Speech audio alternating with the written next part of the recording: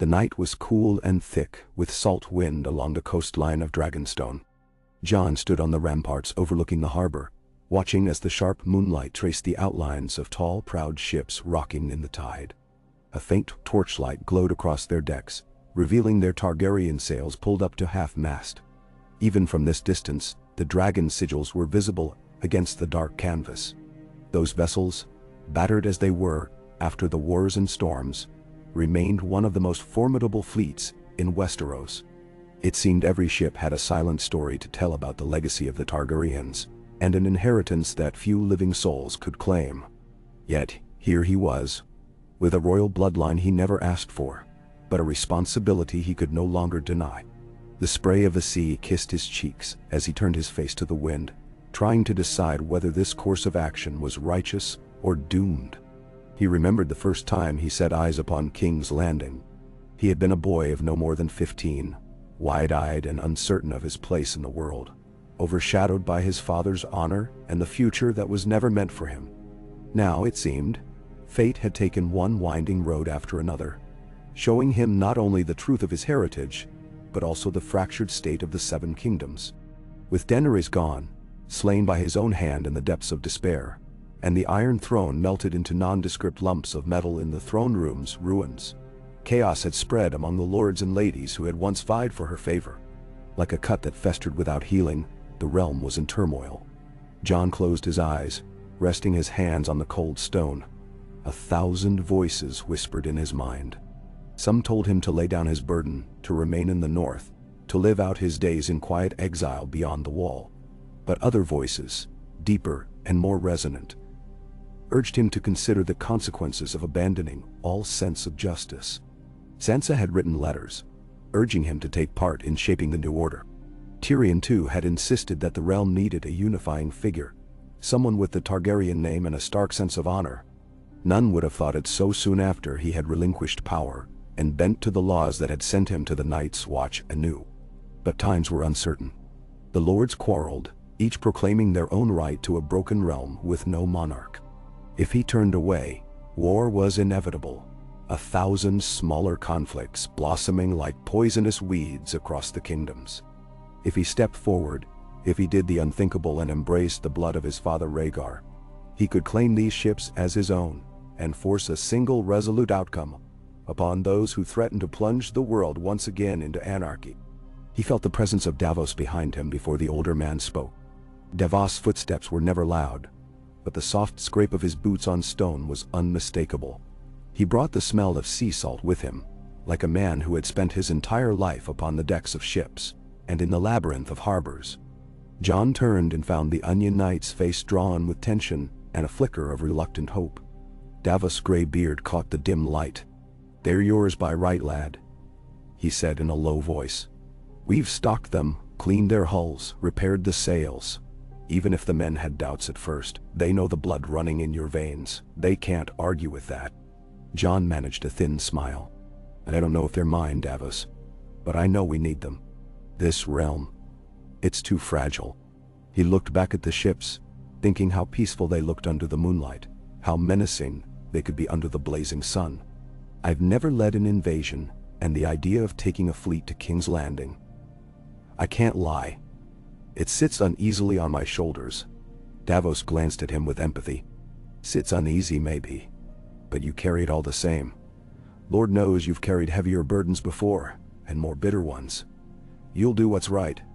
The question is whether you'll hesitate at the last moment or see it through." Jon exhaled. His breath, visible in the chilly air, ghosted before him. "We must secure King's Landing. It's not about glory. It's about stopping the power-hungry from stepping into the void. If I let them fight it out among themselves, innocence will burn, Davos." The older man nodded. "Aye, and that's not something you'd ever abide. The men are ready whenever you give the command. We can depart with tomorrow's tide. The gods only know what we'll face once we're on Blackwater Bay." Jon said nothing for a moment. He considered all the living who had once marched under Daenerys' banner, many of whom had quietly dispersed back to Essos, or died in the wars, or found themselves living under new lords in unfamiliar lands. He thought of the north, where Sansa now ruled as queen in her own right. He thought of his younger siblings, scattered by war and fate, each forging a different future. None of them could have imagined this turn of events. And yet, here he stood, a Targaryen by blood, about to claim the greatest Targaryen asset left in Westeros. It felt surreal and fateful all at once. At dawn, the harbor of Dragonstone swarmed with activity. Men loaded crates of provisions, weapons, and barrels of fresh water onto the ships, each crate carefully inventoried by Davos' watchful eye. Sails were unfurled to check for tiers, and rigging was tested and replaced where necessary. The rhythmic pounding of mallets mingled with the cries of sailors calling out instructions to one another. Seagulls circled overhead, cawing raucously as they tried to scavenge scraps of salted fish from the bustling docks. The sky was a pale orange, streaked with red, heralding uncertain weather, or perhaps a sign from the gods that blood would soon be spilled. Jon walked along the docks, ghostly in the early morning haze. Ghost, his albino direwolf, walked beside him, large as a pony, his red eyes scanning the commotion. The sailors gave the creature a wide berth, not out of hostility, but out of instinctive wariness. A beast like that had no place among these cramped decks, but Jon refused to leave him behind. Ghost had been his companion through thick and thin, from the frosty winds beyond the wall to the horrors of battle. If an invasion was to take place, Jon wanted that silent, steadfast presence at his side. As he boarded the flagship, a galleon that had once sailed proudly under Daenerys' command, he felt a pang of memory. He recalled the sea voyage northward, when she had first come to help fight the Night King, how she had stood with regal poise at the prow, her platinum hair twisting in the wind. Now, she was gone, her aspirations turned to ash.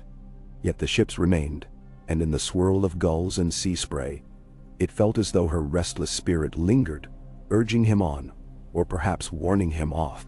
In the belly of the ship, men prepared for departure. Davos, unstoppable as ever, was double-checking supplies, talking with the quartermaster about rations and the possibility of storms. Others busied themselves ensuring the fleet was in formation, relaying signals from one ship to another. Somewhere among them, the Dothraki who had survived, the Unsullied who had remained, and Westerosi soldiers loyal to House Stark or House Targaryen, found themselves serving side by side, an uneasy alliance bound by Jon's leadership. Morning slipped into mid-morning, and finally, the horns blew. It was a long, low call that vibrated through the air. Sails were lowered, ropes cast off, and the rowers on the smaller vessels dipped their oars. Jon stood near the prow, gripping the wooden rail as the deck gently rolled beneath him. Castle Dragonstone, shaped by ancient Valyrian stoneworkers, seemed to watch with a gray, silent gaze as the vessels drifted away from its protective harbor. Each wave felt like an uncertain step into a future that might be marred by the fires of war. An invasion might be necessary, but it was no cause for celebration. Even the most loyal men did not cheer. They only worked, methodically, as though forging onward in a moment of destiny that no one had time to reflect upon. The wind filled the sails, and the fleet cut through the waters. Seabirds followed for a time, gliding and screeching. Gray clouds loomed on the horizon, suggesting the threat of a squall before nightfall, but the sailors among them knew enough to keep a calm but diligent eye on the sky. Below decks, the clang of swords and shields drifted up occasionally, as men prepared themselves for the brutality of the days to come. Jon spent most of his time atop the deck, gazing ahead toward a watery horizon. His thoughts drifted to the Red Keep, to the throne room scarred by dragonfire. He could see the guilt behind his own eyes, the memory of driving that blade into Daenerys' heart. He had done it to save countless lives, but the act still haunted him. Now, after having renounced all claims to power, here he was leading a grand fleet to the very heart of Westeros, prepared to enforce order with steel and flame if necessary. It was ironic, and it felt like a dire prophecy realized. By the time afternoon came, the sea had begun to chop beneath them. The waves, not towering but enough to jostle, made a few men queasy. A chill wind swept across the ships, stirring cloaks and snapping sails. Jon took no pleasure in the thought of landing near the capital. He thought of the small folk who lived in Flea Bottom, barely scraping by. He thought of the children, who would run and hide at the sound of any attack. He thought of the chaos that had reigned when Daenerys Dragon rained fire upon the city. He did not intend to repeat that horror. His plan was to blockade the city, demand surrender from any factions that had seized control, and do so with minimal bloodshed. Yet war rarely follows a neat plan, especially not in King's Landing. He spoke with Davos about the possible defenders. Some would undoubtedly flock to the banners of whomever currently ruled the Red Keep, if anyone was bold enough to claim it. Word had reached them that a few ambitious lords, perhaps from the Reach or the Stormlands, had marched on the city, each claiming the right to seat a king or queen on the throne. But none had Targaryen blood, and none had a fleet of dragons emblazoned on black sails. Others might try to meet them at the coastline, but the strength of the Targaryen fleet might force them to think twice. Davos, in his usual measured way, warned Jon that ships alone could not hold a city, that they would need allies on the ground. Jon merely sighed, reminding Davos that the Stark name and Targaryen name combined might be enough to sway the city's populace, or at least enough to pause any heated battles until negotiations could happen. An uncertain plan, but it was better than none. As the day progressed, Jon took solace in the presence of friends. Grey Worm had returned to Essos with what remained of the Unsullied, but a scattering had chosen to remain behind, under the command of a captain named Neron, a quiet figure with scars tracing his scalp. Neron respected Jon, for reasons not entirely clear. Perhaps out of memory for Daenerys, or perhaps because Jon had shown them honor in the darkest hours of the war against the dead. There were also remnants of the Northern Army, men who had not taken kindly to the betrayal of Daenerys and the burning of King's Landing, but who trusted Jon Snow as they would trust no other. And so this odd coalition formed, bound by the belief that they served the last viable Targaryen, a man who simultaneously wanted no throne and yet could not walk away from the fate set before him. Night fell, and with it came the storm. Dark clouds rolled in from the east, and lightning cracked across the sky. Sheets of rain battered the ships, making the decks slick with water. Jon, out in the open, let the cold rain pelt his face, as if it were a trial set by the gods. Lanterns on deck were doused to prevent them from being blown out. Sailors worked furiously to secure rigging, tie down cargo, and control the sails so they wouldn't tear in the high winds. The ships groaned and creaked, rolling in the heavy seas, and the crash of thunder rattled nerves. At one point, a massive wave slammed into the side of the flagship, causing it to list dangerously to starboard. Men stumbled, cursing and praying in equal measure. Jon grabbed a rope to keep from going over. Ghost, huddled behind the mainmast, stood with hackles raised, white fur plastered to his body by the torrential rain. Through the gloom, Jon caught sight of Davos gripping the helm, guiding them as best he could. The pilot was overshadowed by the old knight's sure command. The wheel spun in Davos' calloused hands, and the ship groaned in protest with every shift of the rudder. For hours, the fleet battled the storm. The swirling darkness seemed relentless, each lightning flash revealing glimpses of terrified faces, flapping sails, and watery chaos. It was a night that tested every seafarer's mettle, reminding them that the sea was a cruel mistress. Jon maintained what morale he could, helping men tie down lines when he could have stayed below deck. He refused to hide from the danger. He had faced White Walkers in the biting cold of the far north. He would face this storm with the same grit and determination. When dawn finally broke, it arrived pale and cold, unveiling a battered fleet. 2 of the smaller galleys were lost, though Davos hoped at least some men might have survived, clinging to debris or rowboats. The rest of the ships bore scars. Masts splintered, sails torn, decks flooded. Yet they remained afloat. Sailors who had not slept in a full day went about repairing the damage.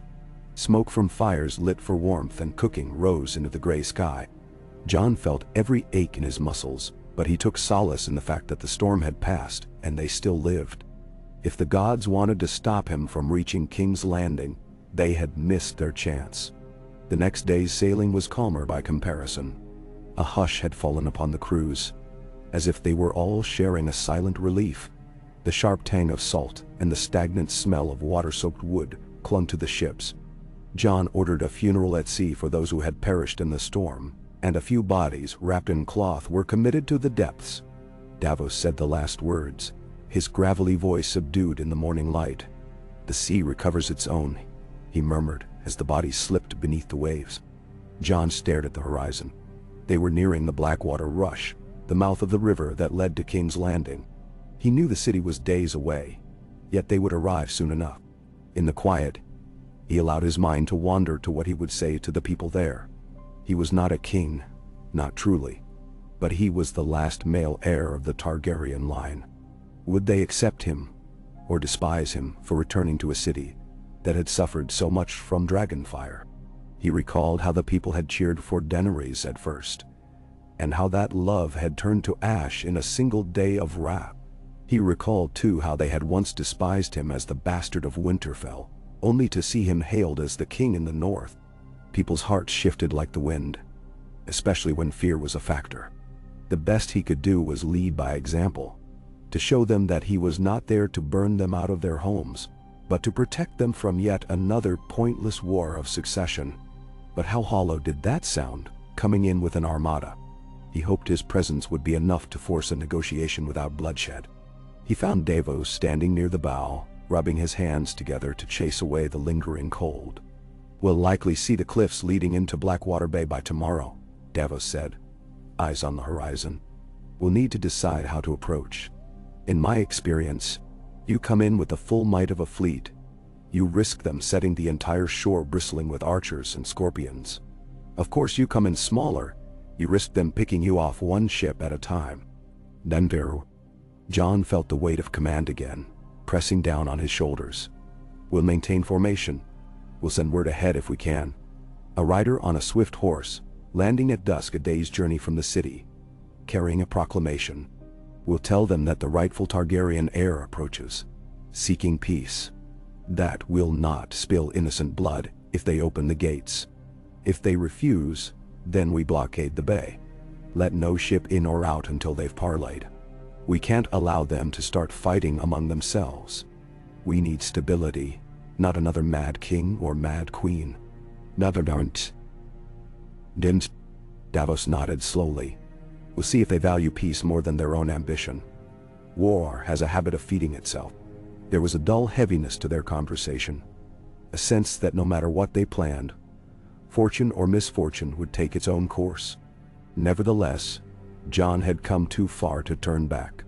He turned his gaze to the men around him and saw expressions of cautious respect.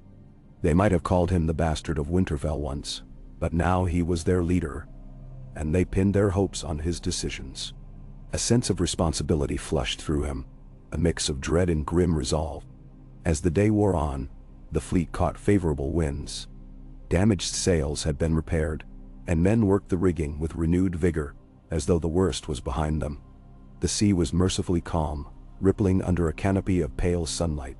Ghost prowled the deck, his massive paws silent, his nose constantly scented with the brine that whipped up from the bow. Occasionally, he would pause and stare out at the sea, as though searching for shapes in the distance. Jon found comfort in the wolf's presence. They had both gone through unimaginable horrors. Perhaps the direwolf sensed what lay ahead, that another storm might break. This time, not of nature, but of steel and blood. The daylight stretched into golden afternoon, and some of the men sang snatches of old sea shanties.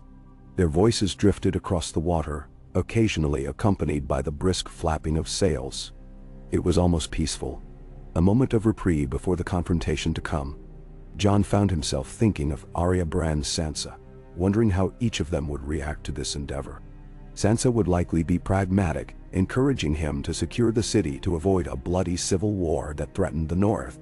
Arya might find the idea of taking King's Landing distasteful, but she had always respected Jon's judgment. Bran was a mystery now, the three-eyed raven, a being who saw beyond the scope of mortal men. Perhaps he already knew this was inevitable. They sailed through the night, though the pace slowed as they neared the mouth of the Blackwater. They had to navigate carefully to avoid hidden shoals and treacherous currents that could run them aground. Davos had chosen a path that would take them slightly north before curving south into the bay, limiting the chance of unexpected encounters or watchers along the coast. The men kept watch on the crows' nests, scanning for any sign of sails in the distance or watchfires along the shoreline. The next dawn revealed the shape of the coast. Low-lying hills rose up from the rocky shoreline, the land thick with brush and vegetation. Further inland, the silhouette of distant mountains wavered in the morning haze. The water was a grayish-green under a sky of silvery clouds, and seabirds circled overhead in lazy arcs. Jon could not see King's Landing yet, but he felt it in his bones. The seat of power was near. He gave the order to drop anchor a league out from the coastline, intending to send a small landing party ashore to dispatch a messenger on horseback. The men readied a rowboat, and Jon picked those who would accompany him: Davos, Neron, and 2 other trusted guards. If there were any local scouts or outriders, Jon wanted to be the one to meet them. The rowboat was lowered into the gently rolling waves, and they made for a small inlet just beyond a rocky outcrop. The rhythmic pull of the oars was almost soothing, though each man knew the risk of being ambushed. With the realm in chaos, any band of outlaws might roam the coasts. They landed on a pebbled beach, the rocks clattering underfoot as they secured the boat. A narrow trail led up from the shore, winding through sparse bushes, and up to a crest that overlooked the land between them and King's Landing. Davos and Jon climbed up to the ridge, the 2 guards following with watchful eyes. Ghost prowled ahead, sniffing at the air, ears pricked. From the ridge's vantage, Jon could see a stretch of rolling fields and wooded groves. Smoke rose in thin columns from what must have been small hamlets or farmsteads in the distance. No sign of large armies or war camps. That was at least a small mercy. If a significant force was encamped between here and King's Landing, they would have found it soon enough. Davos grunted approval. It seemed the approach might be clear, though that did not guarantee the city itself was without defenses. They returned to the beach, where Neron brought forth a lean courser they had ferried on one of the smaller ships. The horse, skittish from the voyage, snorted and pranced on the loose stones, but Jon calmed it with a gentle hand. One of the guards, a man from the north named Harwin, had volunteered for the mission. Harwin knelt, checking the horse's hooves and gear before mounting. Jon handed him a sealed parchment, bearing his own signature and a hastily scrawled message. To any who rule or preside over King's Landing, hear these words.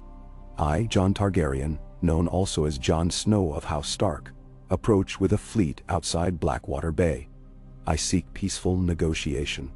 No harm shall come to those who do not bear arms against us. We will blockade the port if refused. The realm bleeds. Let us not tear it further. He extended the letter to Harwin. Ride fast, Jon told the soldier. Fly the white banner. Give it to whoever holds the city. Then return, if the way is safe. If you're captured, do whatever you must to survive. We'll watch for a signal. Now. Harwin gave a firm nod, tucked the parchment into his jerkin, and kicked the horse into a trot. Jon and the others stood on the beach, watching as he wended his way through the trail, heading inland. Once he vanished into the foliage, they lingered for a moment, scanning the ridges for any watchers. Seeing none, they made their way back to the rowboat and returned to the flagship. That night, they waited at anchor. Watchfires lit along the decks, each man wondering if they would be met by envoys or by an army. The water was calm again, but the air was thick with tension. Jon paced the deck, quiet in his own thoughts. He prayed for reason to prevail, though reason was often in short supply when it came to the Iron Throne. Sometime near midnight, a small commotion rose at the stern. A light was seen flickering on the shore, some half-league away. Davos peered through a battered old far eye. He murmured that it might be Harwin, or it could be a trap. Either way, they had to investigate. Another rowboat was readied under cover of darkness. Jon joined them once more, his jaw set with determination. They rowed slowly, careful not to splash or draw attention. When they landed, Ghost darted out ahead, his pale form barely discernible in the moonlight. The air smelled of damp earth and brine. They found Harwin near the water's edge, slumped on the ground, gripping his side. His horse was nowhere in sight. He had a gash on his forehead, and his breathing was ragged. The soldier's eyes flickered open as Jon knelt beside him. By the light of a shielded lantern, Jon saw the dried blood caking Harwin's face. The guard tried to speak, voice thick with pain. Tried to make it. In and out, he managed. City's a nest of vipers. The gates are barred. Men from the Reach, Lord Mandrick they call him, claims the Red Keep. The Lannister forces are scattered, some loyal to him, some not. King's Landing is starved. Tensions run high. Tensions run high. Jon's heart sank. Did you deliver the message? Harwin nodded weakly. I gave it to their gate guards. They laughed. Said you're a traitor, no better than the Mad Queen. They fired arrows as I rode away. Got me in the leg, broke off the shaft. Then, outlaws in the fields. Harwin winced in pain, and Davos quickly stooped to check him over. The wound in his side was caked with blood, and it looked infected. We need to get him back to the ship, Davos said, voice grim. He won't last long like this. They lifted Harwin as gently as they could, carrying him to the rowboat. The soldier gritted his teeth, occasionally letting out a pained groan. The rowback was tense and silent, save for the soft splash of oars. Once aboard the flagship, they entrusted him to the care of the best healer they had. But it was unclear if he would survive the night. Jon lingered by his side, guilt settling in.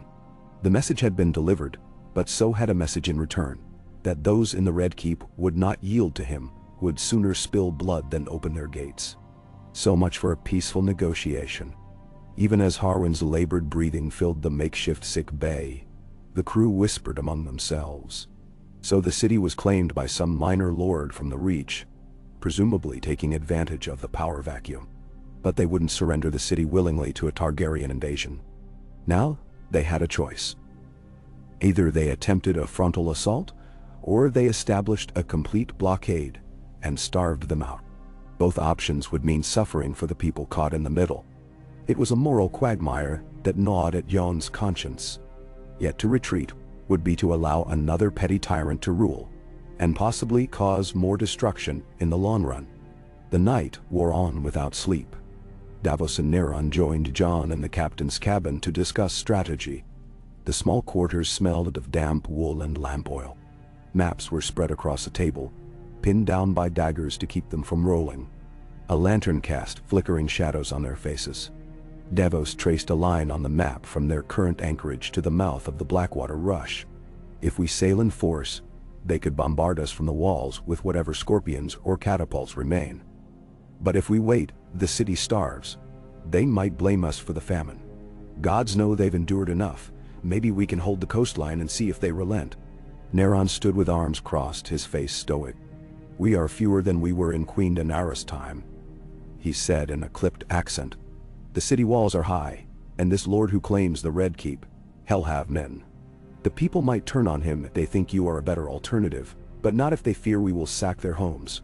We must show mercy, but also strength. Jon said nothing for a time. He stared at the map, at the winding lines that indicated the walls of King's Landing, the towers of the Red Keep. He could still see the columns of smoke that had once trailed into the sky when Daenerys raised it. We blockade the city from the sea, Jon said finally. No ships in or out. It's drastic, but it might force their hand. Meanwhile, we send small parties to gather allies among the nearby lords, or at least keep them from joining the city's defenders. Maybe we can persuade them that we aim to rebuild, not to conquer and burn.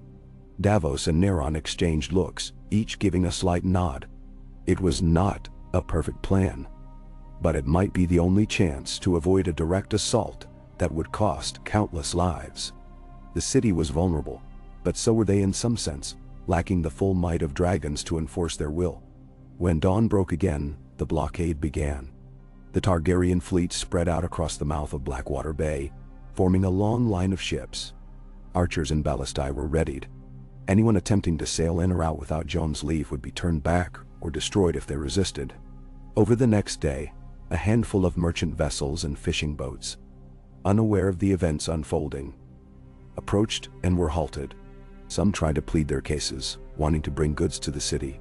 Jon allowed them safe passage if they would abandon their cargo at sea, or in some cases, bring it aboard one of his own ships. None were allowed to pass into the capital. News of this spread like wildfire along the coast. Meanwhile, in the distance, the walls of King's Landing were visible through a haze of morning light.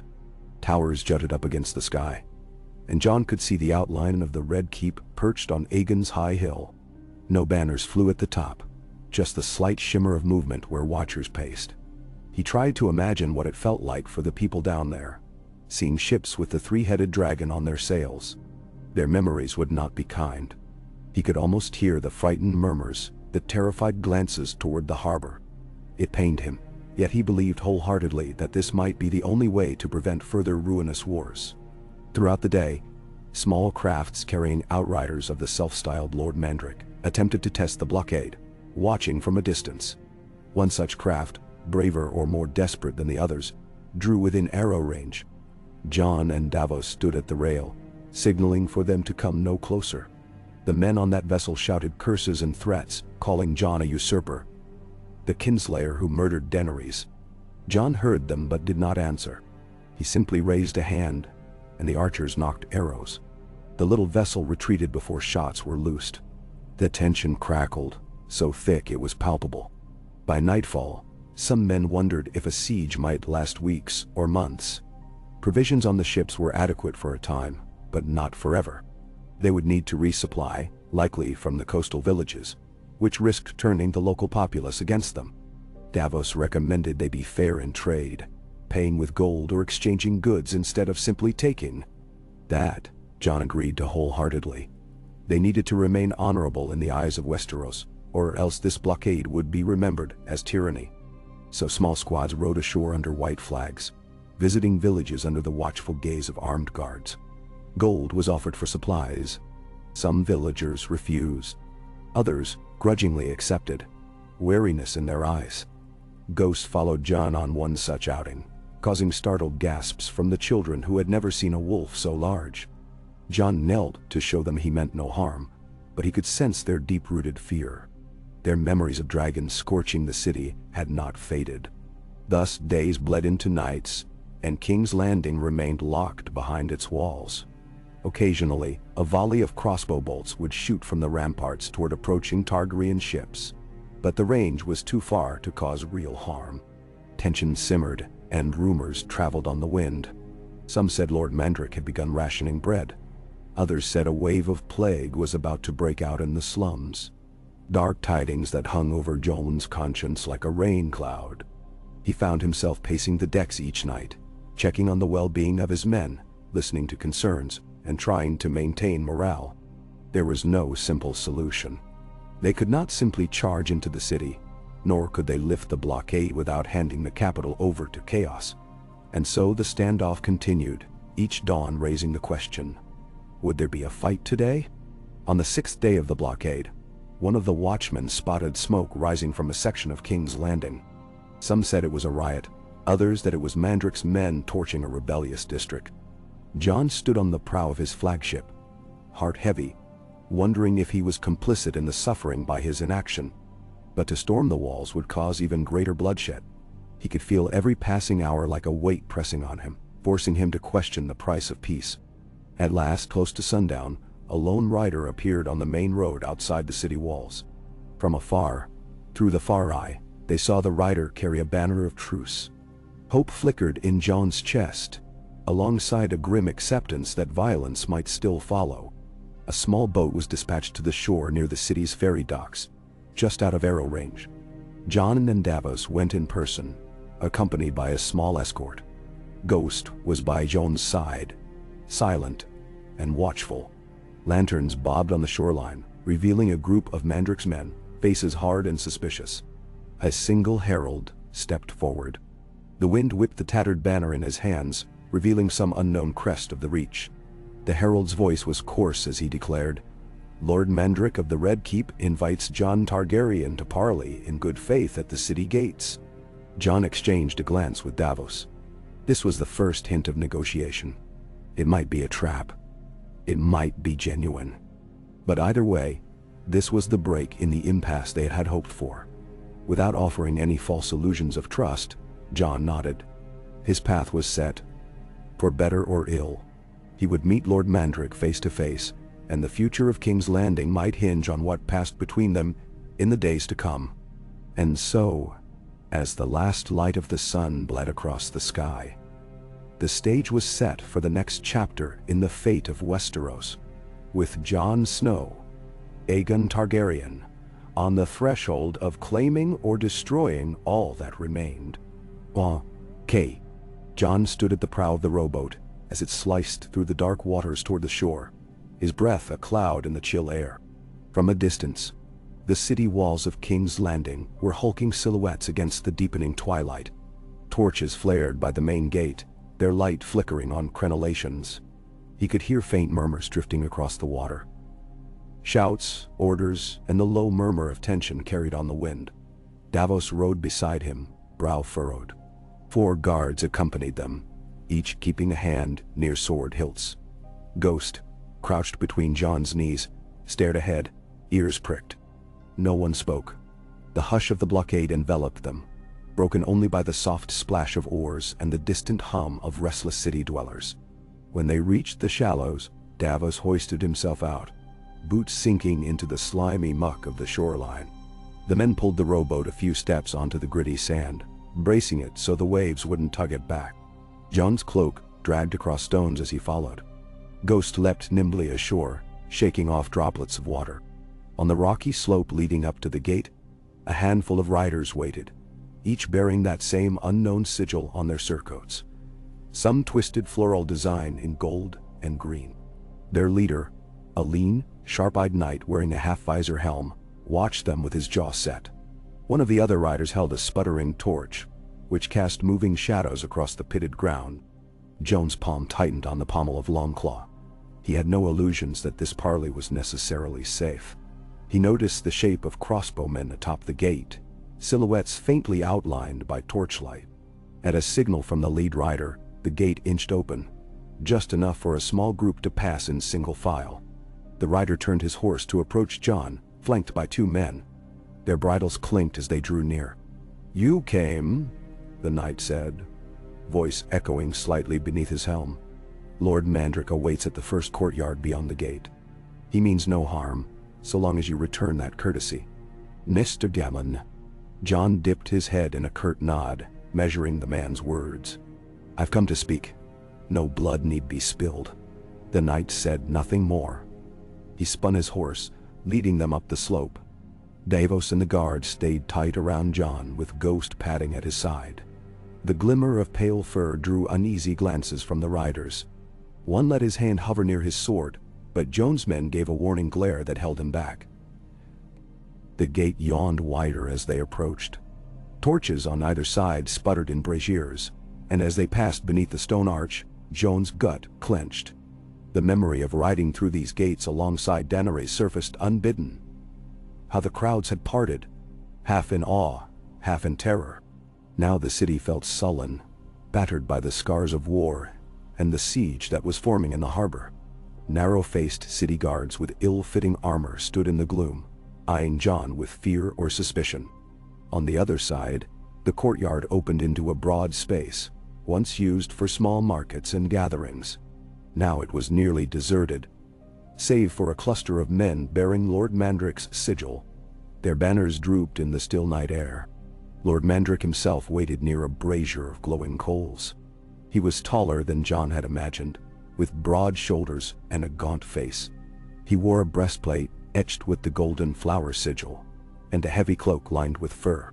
His hair was a dull brown, thinning at the temples, and his eyes flicked over Jon with a mix of disdain and calculation. A half-dozen knights stood near him, hands resting on pommels. Behind them, at the edges of the courtyard, a few dozen watchers milled, some in rough-spun, presumably small folk curious to catch a glimpse, others in partial mail, perhaps Mandrick's men or mercenaries. The occasional torch cast a wavering light, illuminating the tension in every set of shoulders. Jon halted at a respectful distance, and Davos remained at his side, arms tucked into his cloak. Ghost let out a low growl at the sudden hush. Mandric cleared his throat, stepping closer, studying Jon with cold precision. "So," Mandric said, "the Targaryen pretender dares come to parley in the city, his kin once burned to cinders." His tone held a hint of a sneer. "How bold." Jon leveled his gaze at the Lord. He kept his voice calm, though the words prickled. "I have no desire to harm King's Landing. The city has suffered enough. I only want order restored. My men have formed a blockade because we can't allow another petty war to consume the realm. We've had enough bloodshed." Mandric's lips curled faintly. "A blockade starves the small folk. They see your ships and recall the dragon that once burned them alive. You say no harm is meant, yet you strangle trade and hold the city hostage. Are we meant to applaud your mercy?" "Ledimitir." Davos cleared his throat softly. "We've been providing fair trade with the outlying villages. We've not stolen or pillaged. We ask only that the city open its gates and come to terms." Mandric shifted his gaze to Davos, then back to Jon. A ragged laugh escaped him. "So the infamous Onion Knight stands with a Targaryen. That alone should give me pause, if half the stories are true." He stepped closer to the brazier, letting the red glow outline his hard features. "You can see I have men loyal to me. The Red Keep is mine. I hold the city now. You think I'll surrender it to a man who stabbed his own queen and fled north?" Jon suppressed a wince. He felt the sting of that memory. "I did what had to be done. If you question my motives, then don't. I'm no tyrant. I've come to prevent more destruction." Mandric cast a glance around the courtyard, where a handful of small folk pressed themselves behind columns, eavesdropping on every word. In their haunted expressions, Jon saw hunger, exhaustion, and fear.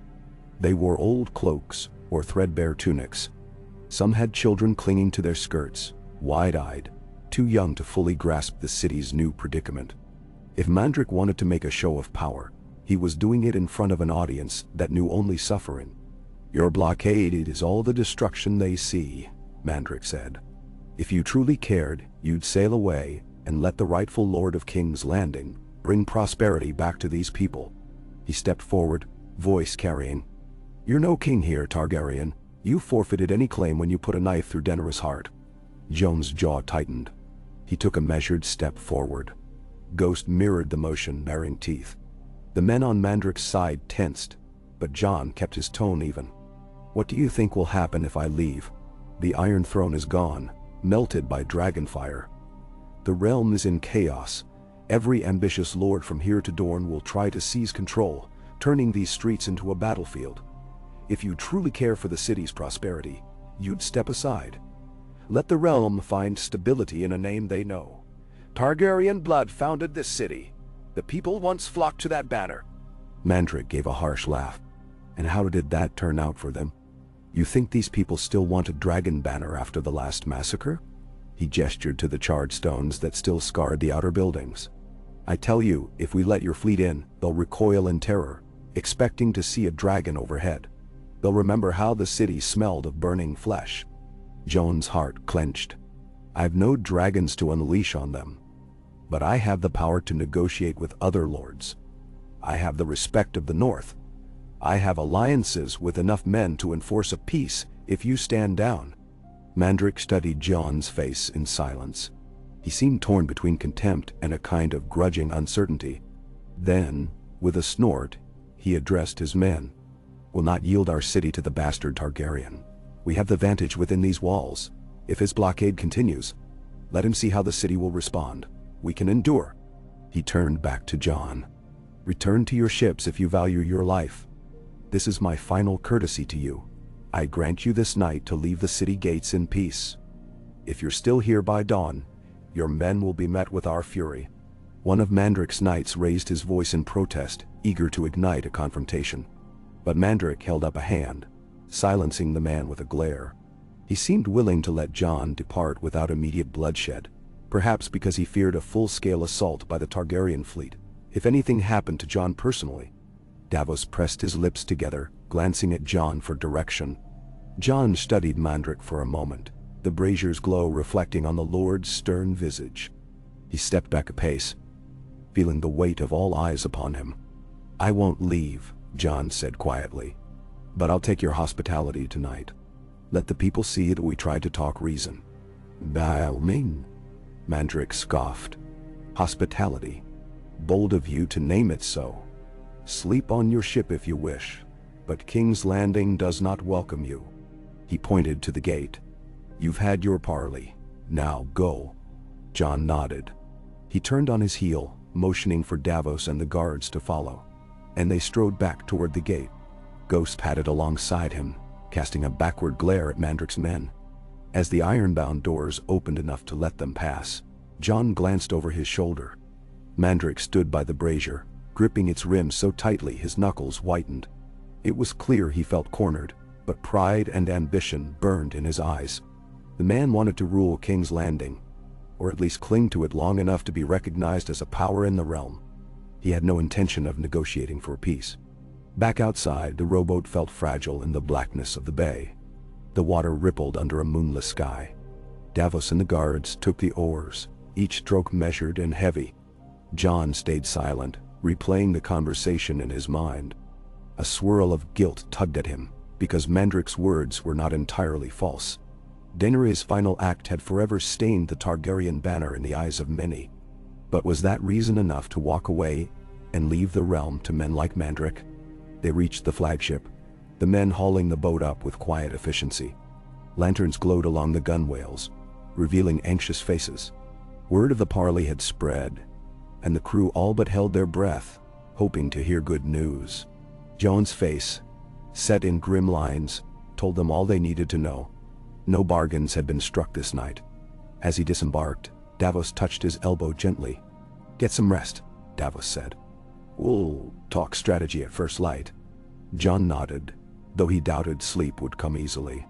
He retreated to the captain's quarters, Ghost following at his heels. The small chamber smelled of tar and sea brine. A lantern flickered on a hook, swaying with the ship's gentle motion. Jon stripped off his damp cloak and armor, sinking onto the narrow bunk with a weary groan. Ghost settled at his feet, head on pause, though the wolf's gaze remained watchful. Jon let out a slow breath, absently rubbing the direwolf's ear. The blockade was about to become a siege in earnest, and that meant the people inside those walls would suffer. A restless night turned into a morning that came too soon. At the first light, horns blew from the deck, summoning the captains of the scattered ships to the flagship. Jon, already half awake, emerged to find Davos organizing men at the rails. Rowboats ferried over various officers, commanders of the northern levies, captains of the few unsullied that remained, and more.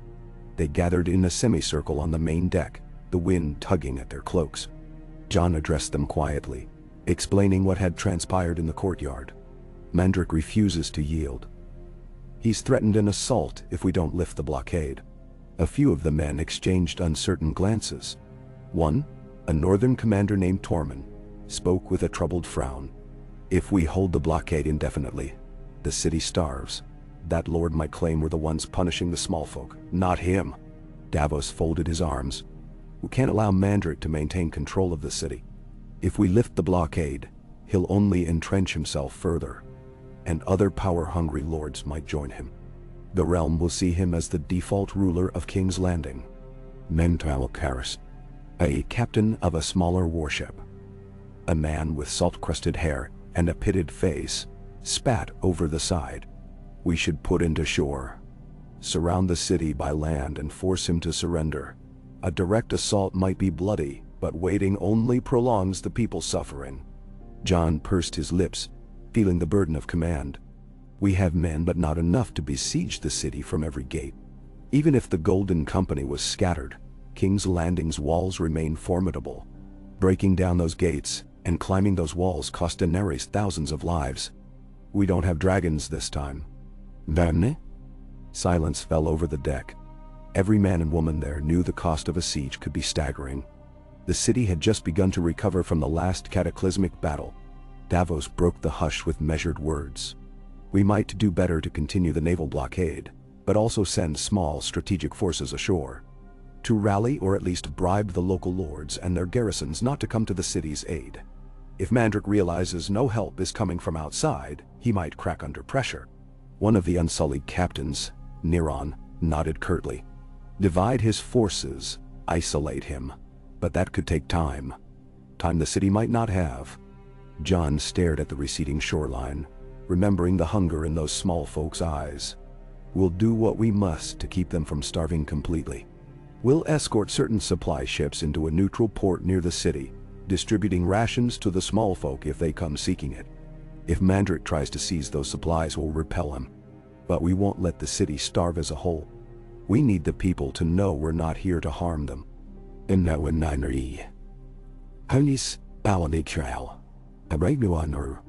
One of the northern lords frowned.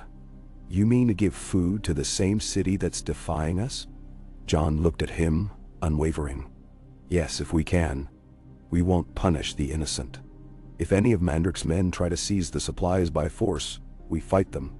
But we don't starve the common folk to break a lord's pride. A soft murmur of approval rippled through some of the men. Others looked doubtful, worried about the risk of distributing supplies so close to a hostile city. But Jon's stance was clear, and eventually they aligned with his decision. The meeting ended with a plan. They would maintain the blockade, but also land small detachments north and south of the city to discourage reinforcement. They would attempt relief for the small folk so that Mandrick couldn't paint Jon as a second coming of the Mad Queen. As the men dispersed, Davos lingered by Jon's side. Careful, lad, the Onion Knight said softly. You've got a good heart, but Mandrick might exploit our generosity. Don't be surprised if it turns ugly. Jon gave a hollow nod. I expect it might. We'll still do what's right. By midday, the blockade ships repositioned, forming a tighter ring around the mouth of the Blackwater. Smaller, faster vessels were sent to scout for any sign of reinforcements heading up from Dorne or across from the Stormlands.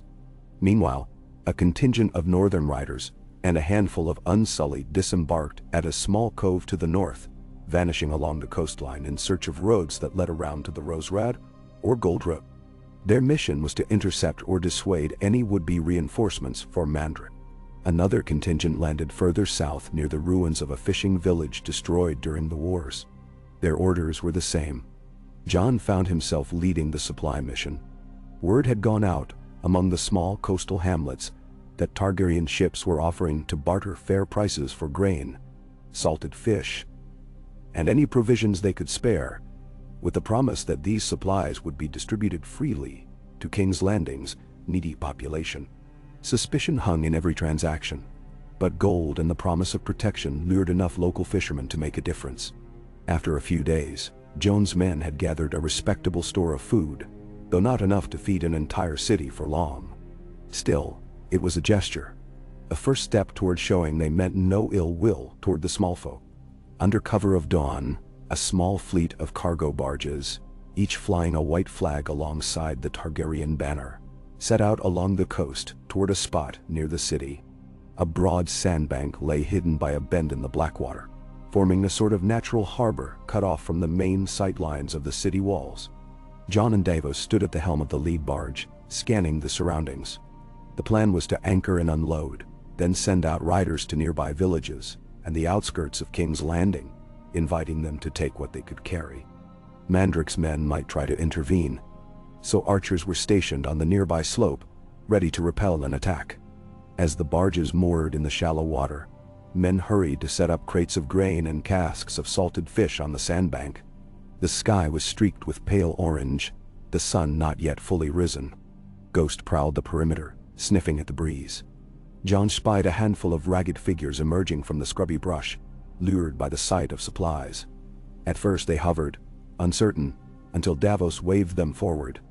Then came a trickle of more peasants. Women with children, old men leaning on sticks, all hesitant but desperate. Hunger shone in their faces. Jon signaled for the men to open the crates, revealing the sacks of flour and dried beans.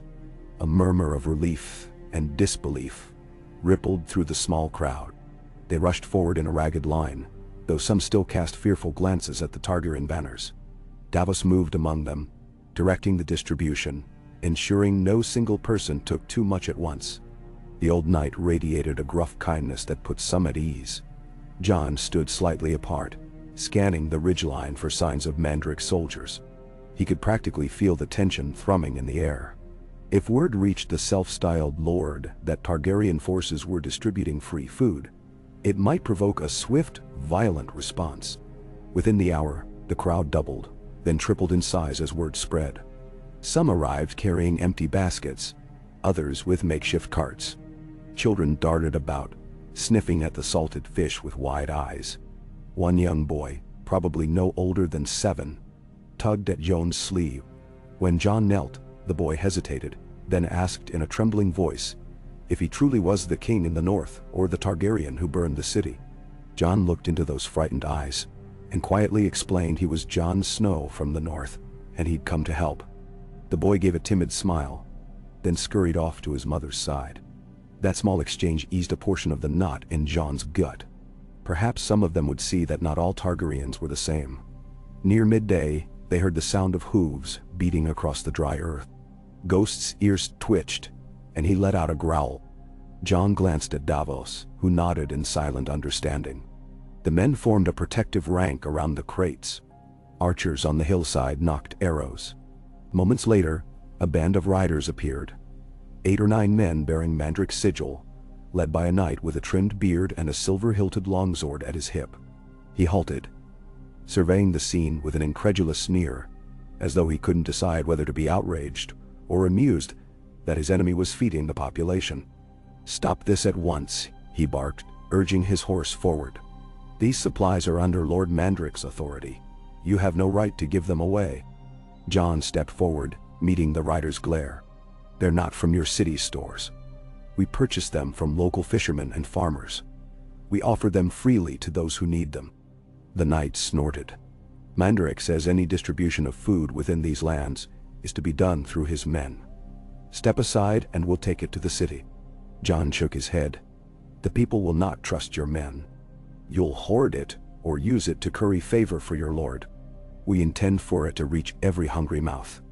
That's what's happening here, and you'll not interfere." The knight's eyes narrowed. He glanced at the archers arrayed on the ridge, saw the glint of steel. He had fewer men, and they were out in the open. A direct clash would likely end poorly for them.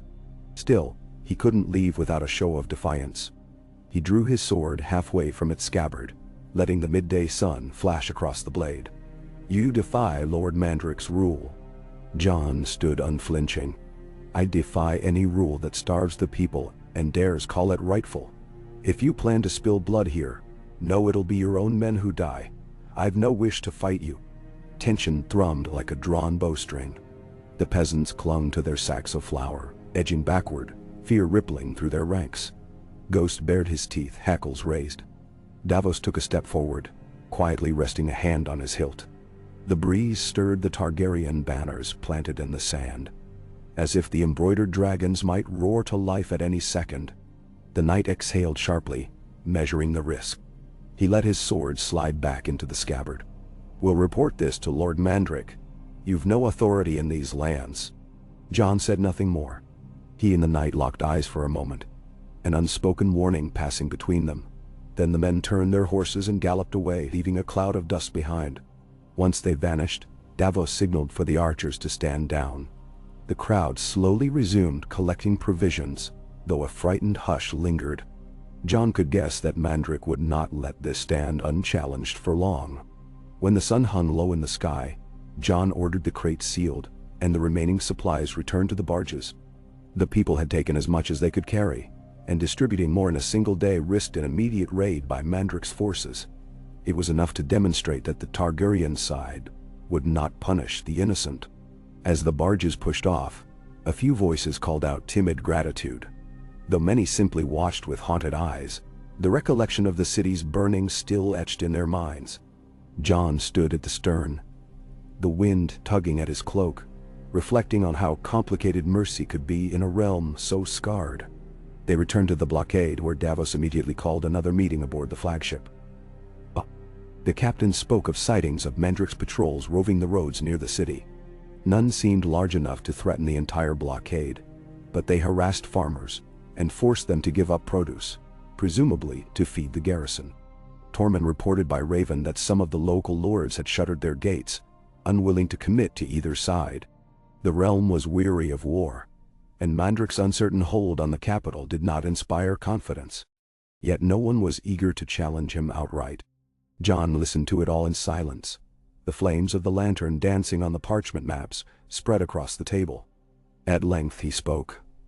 "We need another approach. More than feeding the people, or intercepting supplies, we need to make Mandrik face the truth. He can't hold this city by force of arms alone. It belongs to the realm, not to him." Neron stepped forward, arms folded. "How do you force that truth on a proud man with his own private army?" Jon tapped a finger on the parchment, tracing the outline of the city walls. "We remind him he's isolated. We show him that no other lords will come to his aid, that the blockade stands, that the North stands, that the lords of the Crownlands will stand, if offered a better alternative." Davos gave a small nod. "We could invite certain influential figures from within the city to meet with you in secret. Maybe the Master of Coin or the guild leaders. If they see we're sincere about ruling justly." Jon shook his head. "I don't intend to rule.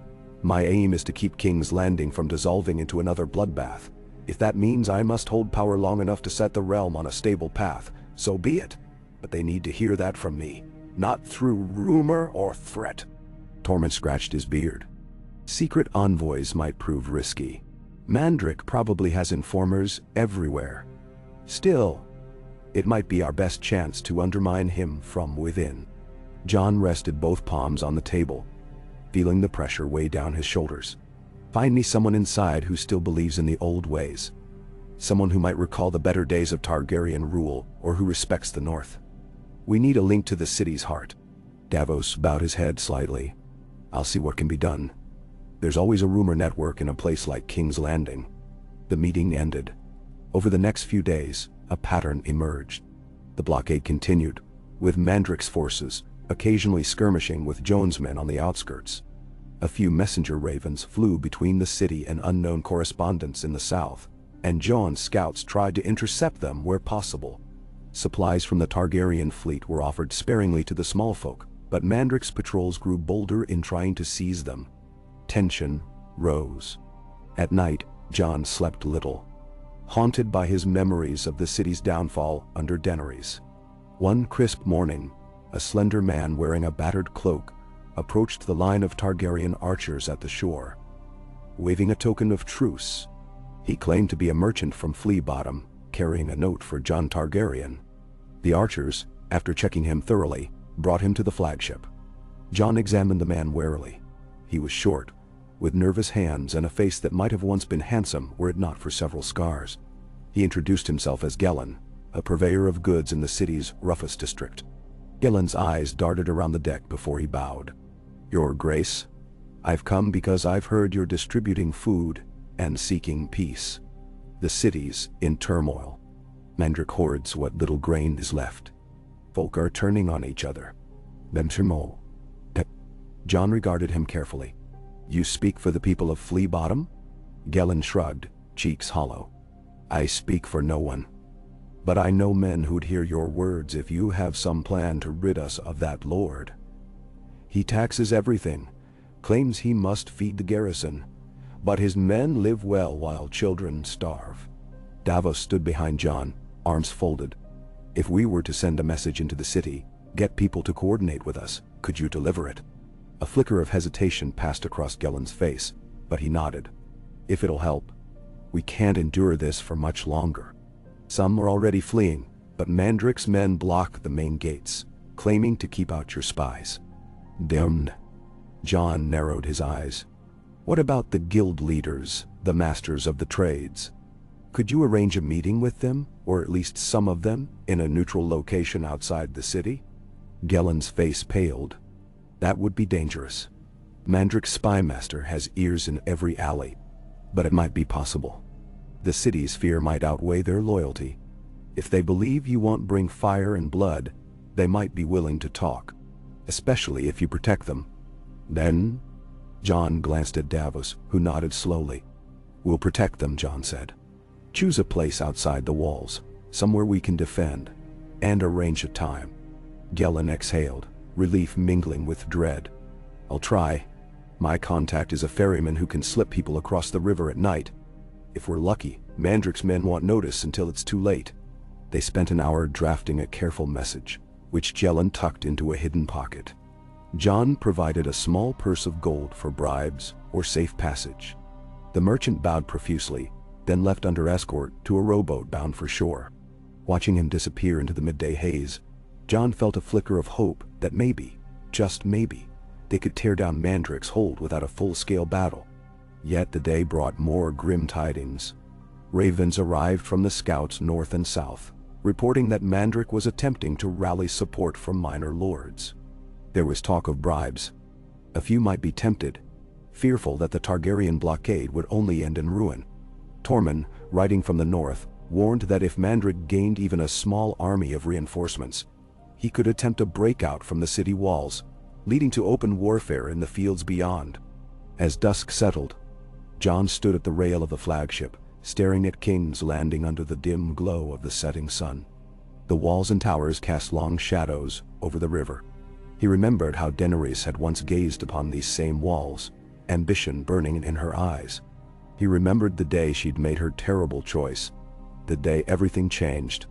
Now, in the hush of twilight, he wondered if it was his burden to atone for that tragedy by showing the people a different Targaryen face. Or was it arrogance to assume he could succeed where she had failed?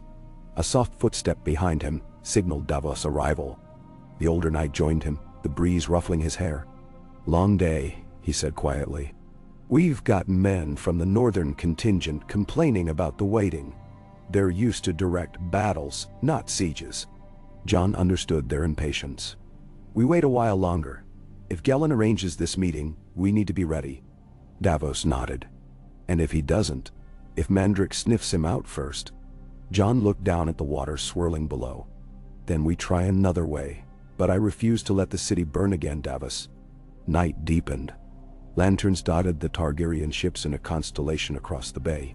Across the water, torches glowed along King's Landing's walls. Both sides stood vigil, neither willing to relinquish the city's fate to the other. On the deck, Jon found himself stroking Ghost's thick fur, recalling the first time he'd seen the dragon pit, the first time he'd walked those winding streets. The city was a mosaic of tragedies and hopes, old loyalties, and fresh wounds. To claim it meant accepting all those ghosts. At the midnight watch, a scout reported movement near the shoreline, someone waving a small torch. Jon roused himself, pulling on a cloak. He, Davos, and a handful of men boarded a rowboat again, crossing the black water with careful strokes of the oars. Ghost stood at the prow, nose sniffing the cold breeze. The sentry on the city shore had a single lantern, shielding it with his hand. Jon guessed it might be Gellin, or one of his allies. They landed on the narrow beach, scanning the darkness. A lone figure in tattered clothes approached. A woman with sharp features, her hair cropped short. She spoke quickly, identifying herself as a friend of Gellin. "He sent me," she said breathlessly. "There's a plan. Tomorrow night, the guild leaders will meet with you. A place upriver, an abandoned mill near the orchard grove." Jon's heart quickened. "That's good. How many?" "Maybe half a dozen. Could be more if they can slip out. They want assurance they won't be ambushed by your men or Mandrik's." Jon exchanged a glance with Davos, who nodded. "We'll set a small perimeter, nothing more." The woman pressed a scrap of parchment into Jon's hand, detailing instructions to reach the mill. She asked for more gold, explaining the bribes needed to get certain influential voices out of the city quietly. Davos gave her another small pouch. With that, she slipped back into the shadows, heading down the coast. Jon and his group returned to the flagship, a current of renewed determination running through them. Perhaps tomorrow would see a real chance to end this standoff with minimal bloodshed. At dawn, Jon called his trusted captains together once more. They organized a detachment of 20 men, enough to watch for trouble, but not so many as to spook the guild leaders. Under cover of dusk, they would head upriver in smaller boats. Davos, Neron, and Tormund would each lead small teams stationed discreetly around the mill. Jon, accompanied by Davos, would venture inside to meet with the guild representatives, If all went well, they might have the beginnings of a peaceful cup. Pressure from inside the city, combined with Joan's blockade outside. The day stretched long, the sun creeping across a sky streaked with thin clouds. Scouts reported no unusual activity near the orchard grove. No sign Mandrick suspected anything. Late in the afternoon, the chosen men gathered on the main deck of the flagship, checking weapons and gear. Jon donned his leathers and a simpler cloak, forgoing heavy armor to appear less threatening. He belted Longclaw at his side and gave Ghost a soothing pat. The wolf would accompany him, a silent guardian in the shadows. They set off in 3 small boats, rowing steadily against the gentle current of the Blackwater. The air was crisp, carrying the scent of river reeds and distant wood smoke. As dusk fell, the horizon flared with warm oranges and reds, then faded to a velvety purple. Ahead, the silhouette of the orchard grove appeared. Gnarled fruit trees left unmanaged since the war, their branches swaying in the evening breeze. Beyond them, a squat, crumbling building loomed, the mill, its roof partly collapsed. The water wheel at its side was broken, half submerged in murky water. An eerie hush lay over the place. Tormund's group split off first, circling to take up positions near the orchard's edge. Naren's Unsullied would hold the riverside approach, ensuring no surprise reinforcements came by boat. Davos and Jon guided their rowboat toward a small dock, rotted by time. They tied it off, stepping onto damp planks that creaked underfoot. Ghost leapt ashore, nose twitching. The interior of the mill was dark save for a single lantern flickering atop a rickety table. Broken beams and dusty sacks of grain littered the corners. Cobwebs clung to the rafters. Joan's eyes adjusted, making out the shapes of half a dozen people already waiting. Gellin was there, along with an older man in a thick cloak, a woman with her hair in elaborate braids, and 3 others that looked like tradesmen. Each had wary eyes and carried themselves as though they expected a knife from any shadow. A few had brought personal guards, hunched in corners, hands on hilts. When Jon and Davos entered, Gellin gave a hasty bow. "These are the ones I told you of. Master Varro of the Ironworkers Guild, Mistress Miria of the Weavers, Master Fennel, Merchant of Salt, Mistress Kalea, Scribe of the City, and Master Dareth of the Stonemasons." He gestured to each in turn. Jon inclined his head. "I'm Jon Snow, or Jon Targaryen, whichever name you prefer. I appreciate you coming here."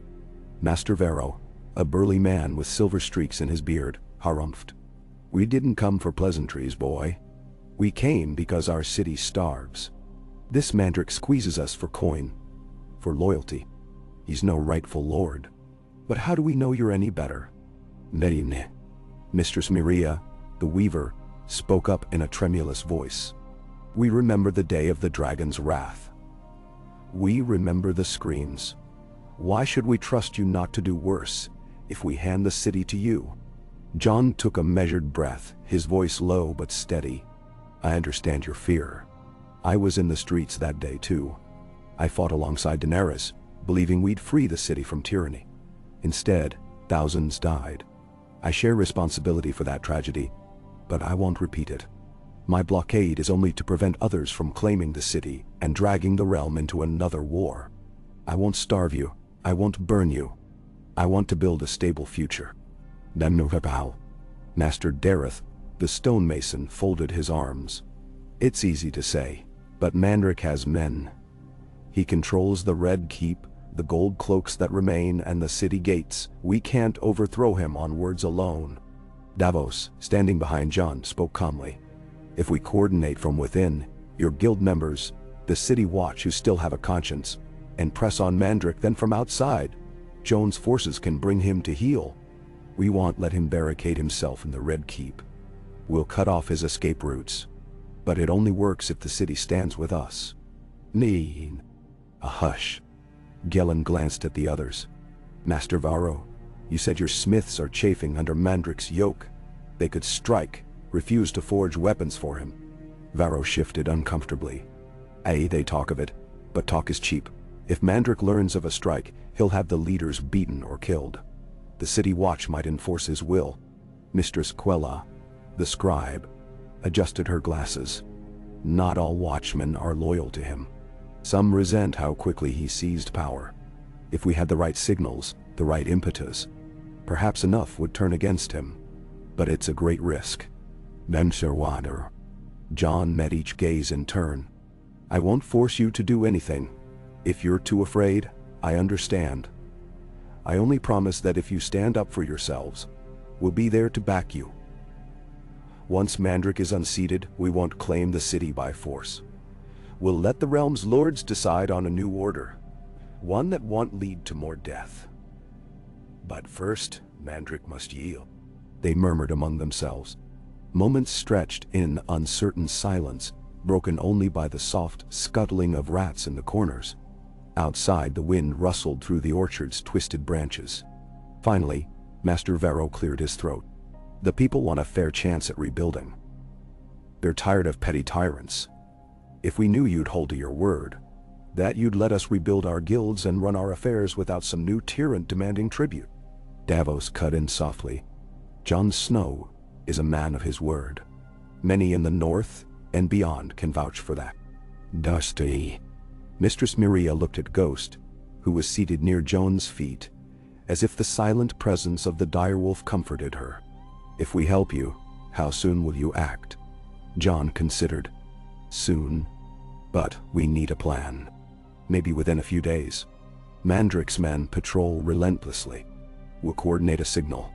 At dawn on the appointed day, you'll call your guild workers to gather in the squares. If the watch sees enough of the city standing together, they might hesitate to open fire on innocents. That's when my forces will move in from the gates. We'll break the blockade from within and arrest Mandrick. They exchanged uneasy glances. Quella nodded slowly. It might work, but if Mandrick's men have the advantage, they'll slaughter everyone in the squares. Jon's voice went quiet. We'll do everything in our power to prevent that, but I won't lie to you. This isn't without risk. If we don't stand against Mandrick now, the city could suffer for years. Another hush. The gravity of the decision weighed on them all. Finally, Master Varro stepped forward, offering a work-roughened hand to Jon. Jon clasped it, feeling the grit on the man's palm. We'll do it, Varro said. Better to die for our freedom than live under another usurper's boot. The others murmured agreement. Plans began to form. They spoke in hushed tones, deciding on signals and safe houses, how messages would pass through the city. The guild leaders promised to spread word discreetly. In 3 days' time, at dawn, they would gather. Jon's forces would approach from the gates, while the watchers inside spread confusion among Mandrick's men. It was a dangerous gamble, a revolt that could end in blood. But it was their best chance to spare the city another savage conquest. When they finished, Jellin hastily led the group out, each departing at intervals so as not to attract attention on their return to King's Landing. Jon, Davos, and the rest extinguished the lantern and slipped back to their boats under a sky of glittering stars. The orchard grove rustled with a cool wind, branches clawing at the night. Ghost moved silently at Jon's heel, as though sensing the magnitude of what was decided here.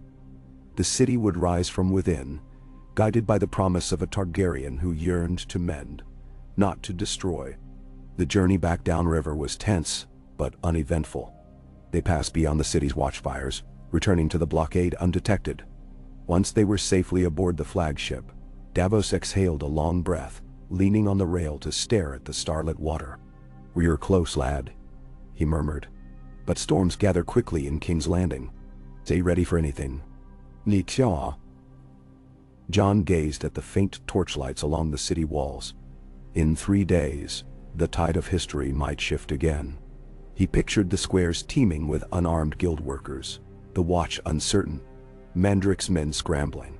Would the city watch join the people or remain loyal to the self-styled lord? Would Mandrick unleash violence before Jon's men could breach the gates? So many unknowns. Yet the alternative was a drawn-out siege that could starve the city and leave thousands more dead. If war had taught Jon anything, it was that waiting for a perfect solution often led to more suffering. Sometimes, one had to take a leap of faith. He tried to rest, but sleep danced away. leaving him to pace the deck under the moonlight. Ghost padded after him, eerily silent.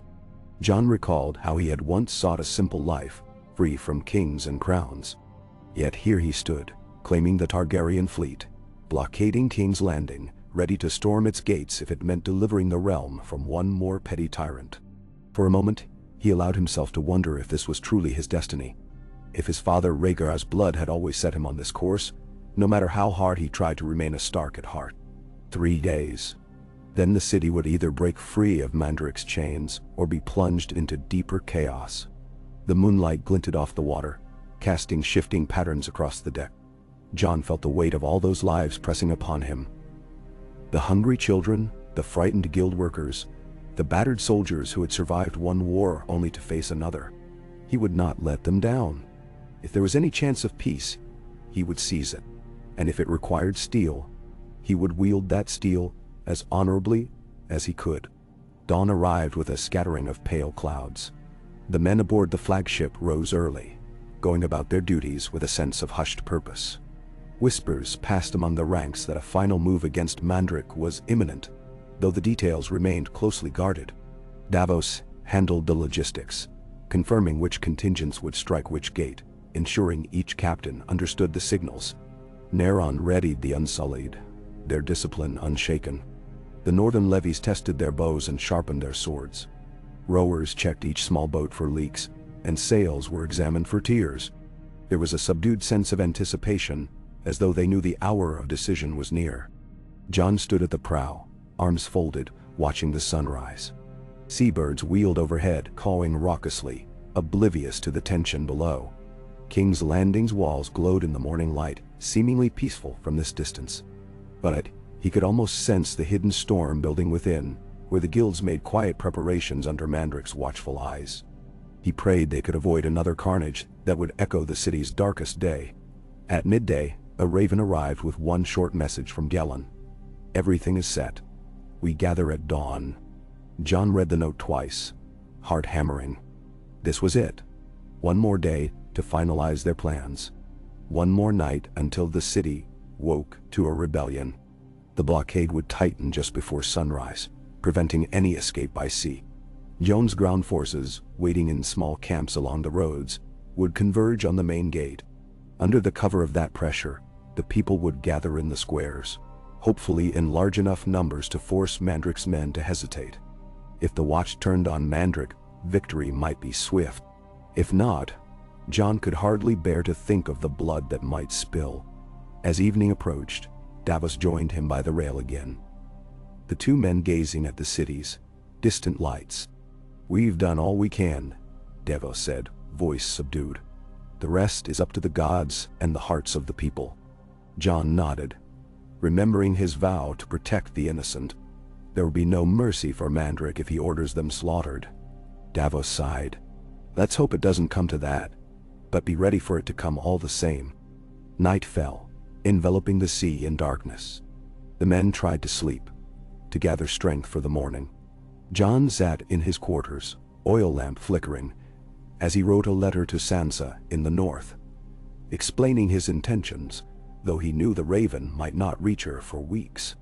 He ended it with a quiet hope that if he failed, she would remember he tried to prevent another war. Before dawn, the camp stirred. The faint light of false dawn barely outlined the horizon. The blockade ships took positions closer to the shoreline, ready to repel any fleeing vessel. On land, Tormund's riders and Neron's Unsullied prepared to march on the city gates, moving with disciplined silence.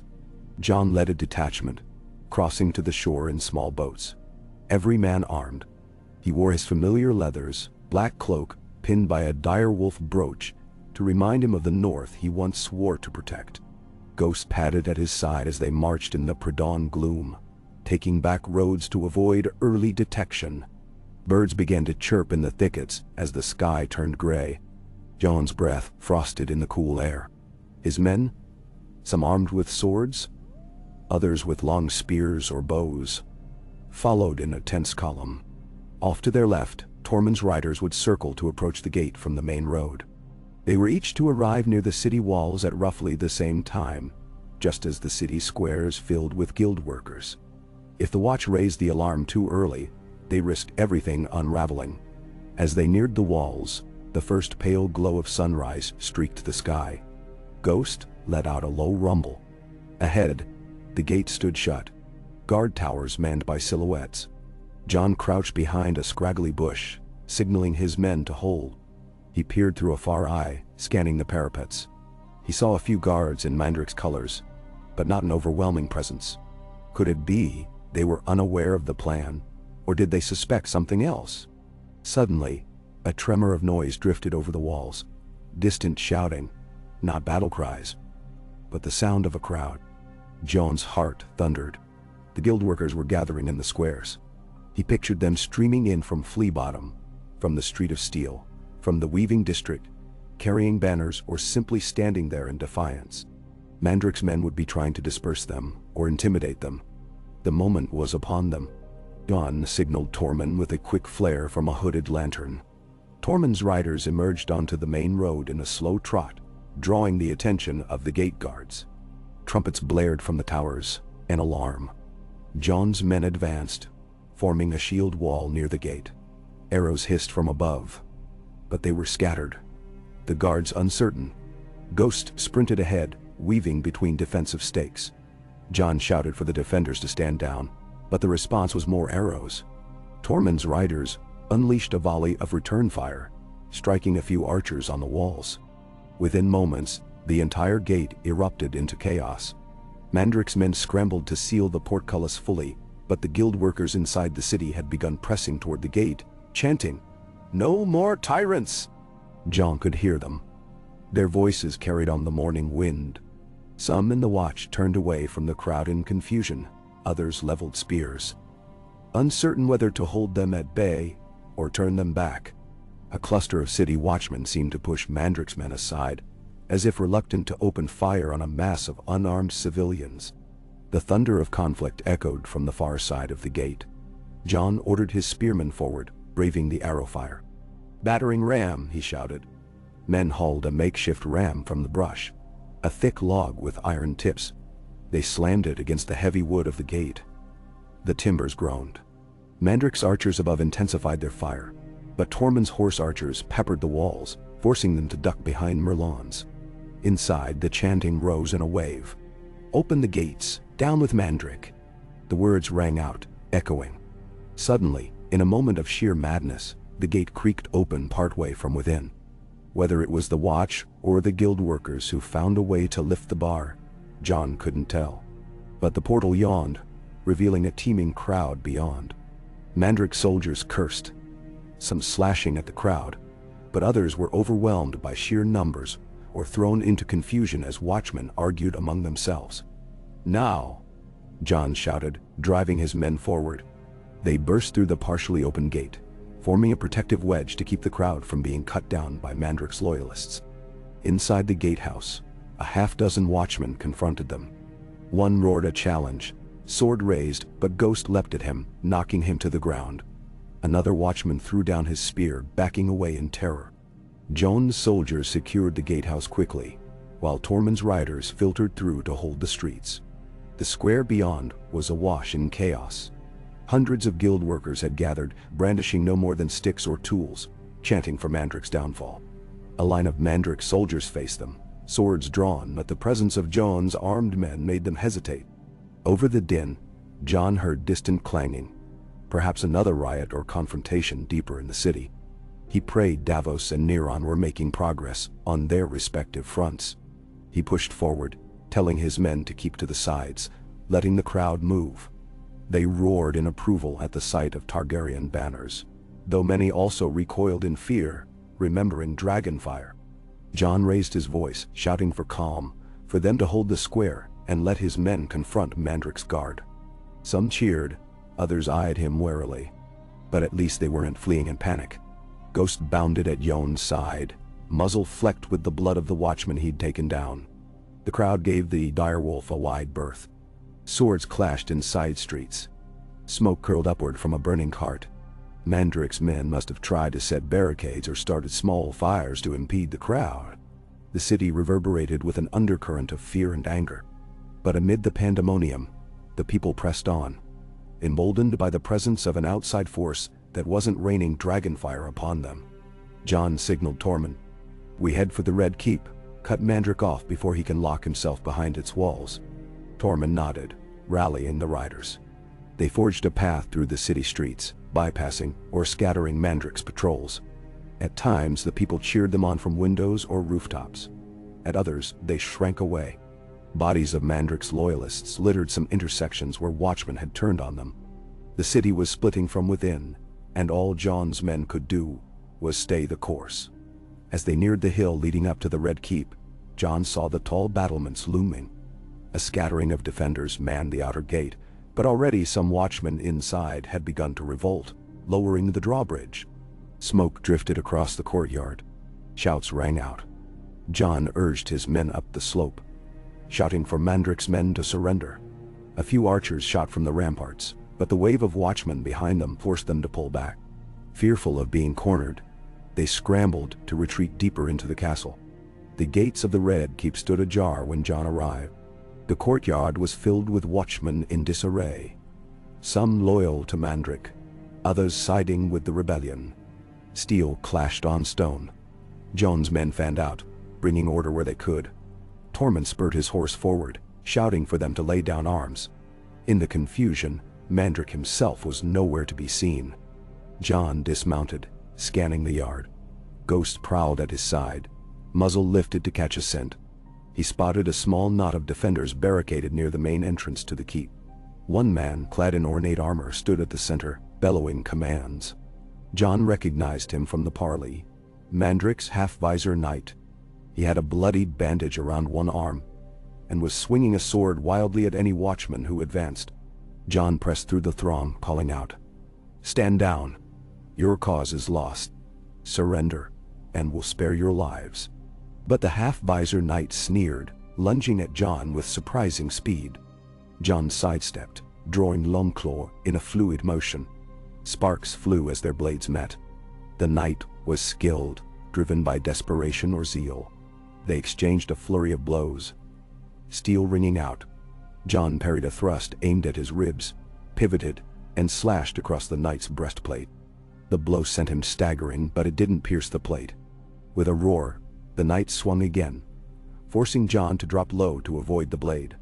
Ghost snarled, circling, ready to leap in, but Jon raised a hand to hold him back.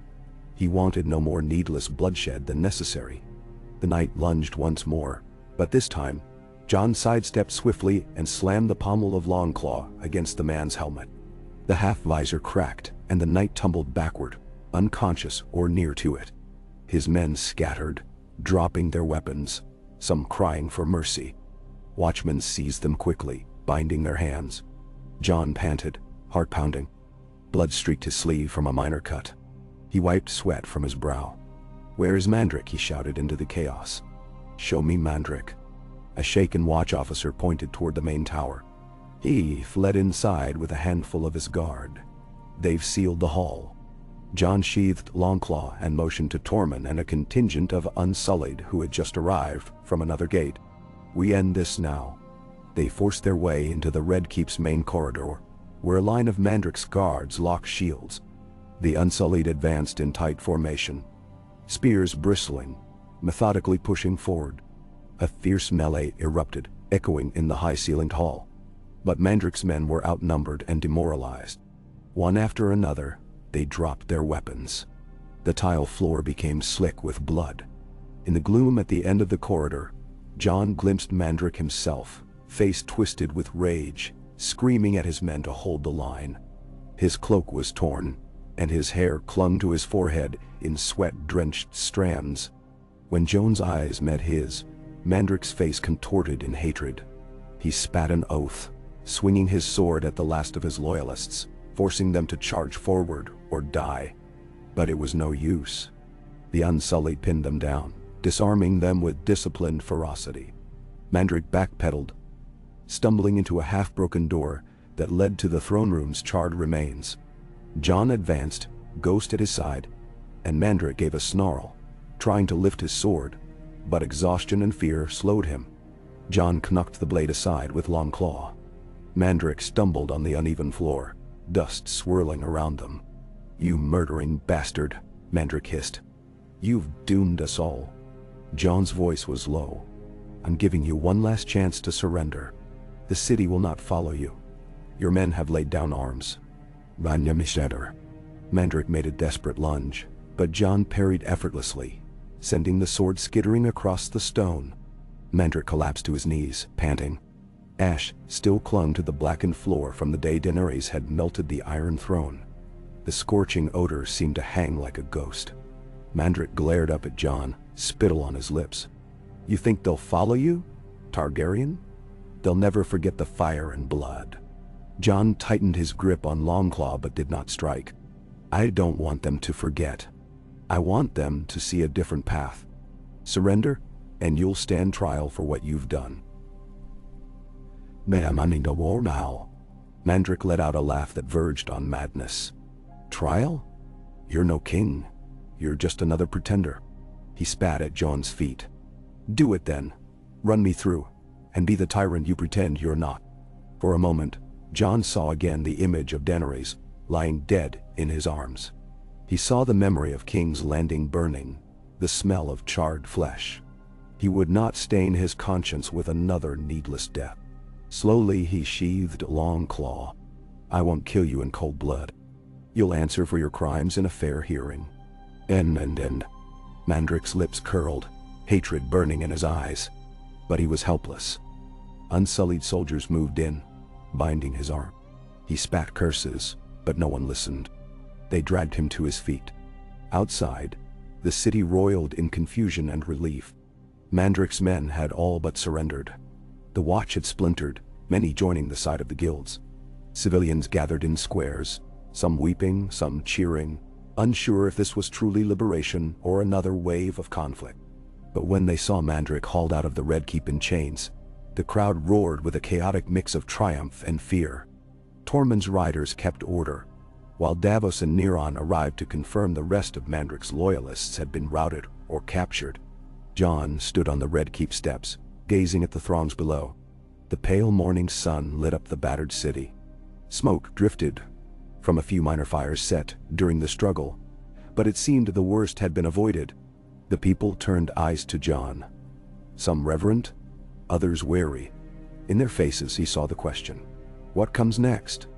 Davos came to his side, face streaked with sweat and soot. "We've done it. The city is yours. Or, well, it's free from him at least." Jon felt no exultation, only relief that the violence hadn't engulfed the city in flames again. Mandric, still cursing, was led away, flanked by Unsullied. The battered watch stood aside, unsure what to do now that their lord was dethroned. Guild workers crowded near the keep's gates, crying that they wanted fair governance, an end to tyranny. Some knelt, others merely stared, waiting for Jon's pronouncement. Jon stepped forward, raising both hands. "People of King's Landing, you've seen enough war, enough false rulers. I claim this city to spare you from another reign of terror. I will not hold the throne. I will not hold the throne. I will work with your guilds, your watch, and the realm's lords to restore peace. Mandric will face judgment, as any criminal should. If the realm demands I sit as a caretaker, I will do so, but only until we can form a fair council to rebuild and—" A murmur spread through the crowd. They had never heard such words from a would-be conqueror. Yet caution lingered. They'd heard promises before. Jon let them see the weariness in his eyes, the sorrow for what had been lost. "You have my word. There will be no more burning of cities, no more slaughter of innocents, not by my hand. We will repair, not destroy." Silence held for a few heartbeats. Then someone in the crowd raised a cautious cheer. Another joined, and another, until a ragged chorus of voices filled the courtyard. Not all were convinced, but hope gleamed in their faces. The Targaryen banners flying above the city gates now seemed less an omen of doom and more a promise of protection. Jon let out a trembling breath. The day had been won, but the work of rebuilding lay ahead, and it would take far more than a single speech to heal King's Landing's scars. Davos laid a hand on Jon's shoulder. "Well done," he whispered. Jon only nodded, scanning the mass of people. Ghost stood at his feet, ears perked, silent witness to the city's next chapter. For better or worse, Jon Targaryen, once a bastard from the north, had claimed the greatest seat of power in the realm, not for himself, but to spare it from another cycle of violence. He could only hope that, in time, the people would see that he meant every word he said, and that the wheel of tyranny might finally be broken. The tumult in the courtyard gradually waned as the day edged on. Golden sunlight spilled across the red keep's scorched stones, illuminating battered banners and anxious faces. Under Jon's watchful eyes, the city watch began separating Mandrik's remaining loyalists from those who had refused to fight. Smoke still curled from a few smoldering carts where the short-lived battle had sparked minor fires, but the flames were extinguished before they could spread. Citizens milled about, half in shock, half in cautious excitement. They peered up at the vantage of the Red Keep, eyes flicking between the watchmen's spears and the Targaryen banners that hung limp in the midday heat. Jon stood at the foot of the keep's grand steps, flanked by Davos and a small contingent of Unsullied. Ghost sat to Jon's left, massive head and shoulders at rest, but alert. Tormund, the rider captain, cantered into the courtyard on his horse, dismounting with a relieved grin. "We've secured most of the side streets. Mandrik's men either fled or surrendered. We set up makeshift holding areas for them in the old barracks. The Watch, for now, is cooperating. They're as tired of tyranny as the rest." Jon nodded, scanning the scene. "Ensure they're treated fairly. No looting, no revenge killings. Make that clear. This victory means nothing if we let the city descend into chaos." Tormund pressed a fist to his breast in acknowledgement and strode off, shouting orders to his lieutenants. The square below was a swirl of confusion. Guild leaders conversing with watch captains, scattered pockets of small folk, still gawking, as if uncertain whether to cheer or hide. A few had begun to wave scraps of cloth that resembled tattered flags, urging that the city was free again. Others simply huddled in corners, worried a new terror would soon replace the old. Jon remembered the look in their eyes the day the city felt a dragonfire. He refused to let that memory repeat itself. He turned to Davos, who stood with arms folded, face lined by exhaustion. "We need to make good on our word. The city needs water, food, medicine. Some of them are wounded, and the families who lost homes in the chaos deserve restitution." Davos gave a weary nod.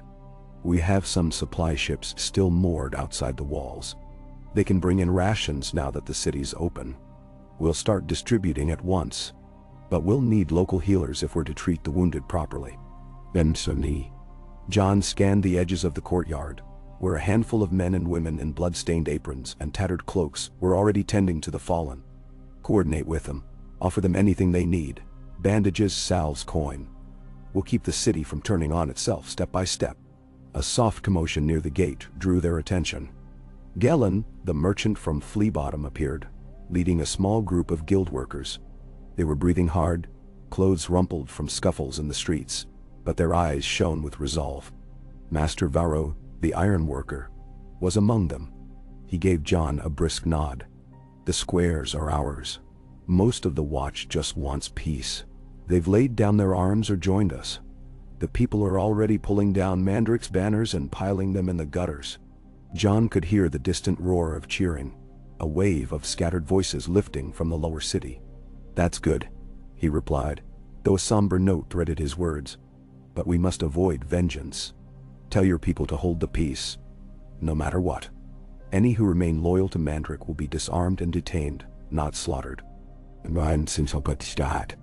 Varro, still breathing heavily, ran a hand through his sweat-soaked hair. "They'll follow your lead, but folk have long memories. If Mandrik's men committed cruelties, there might be incidents." Jon's jaw tensed. "We can't allow a bloodbath. We stand for something better.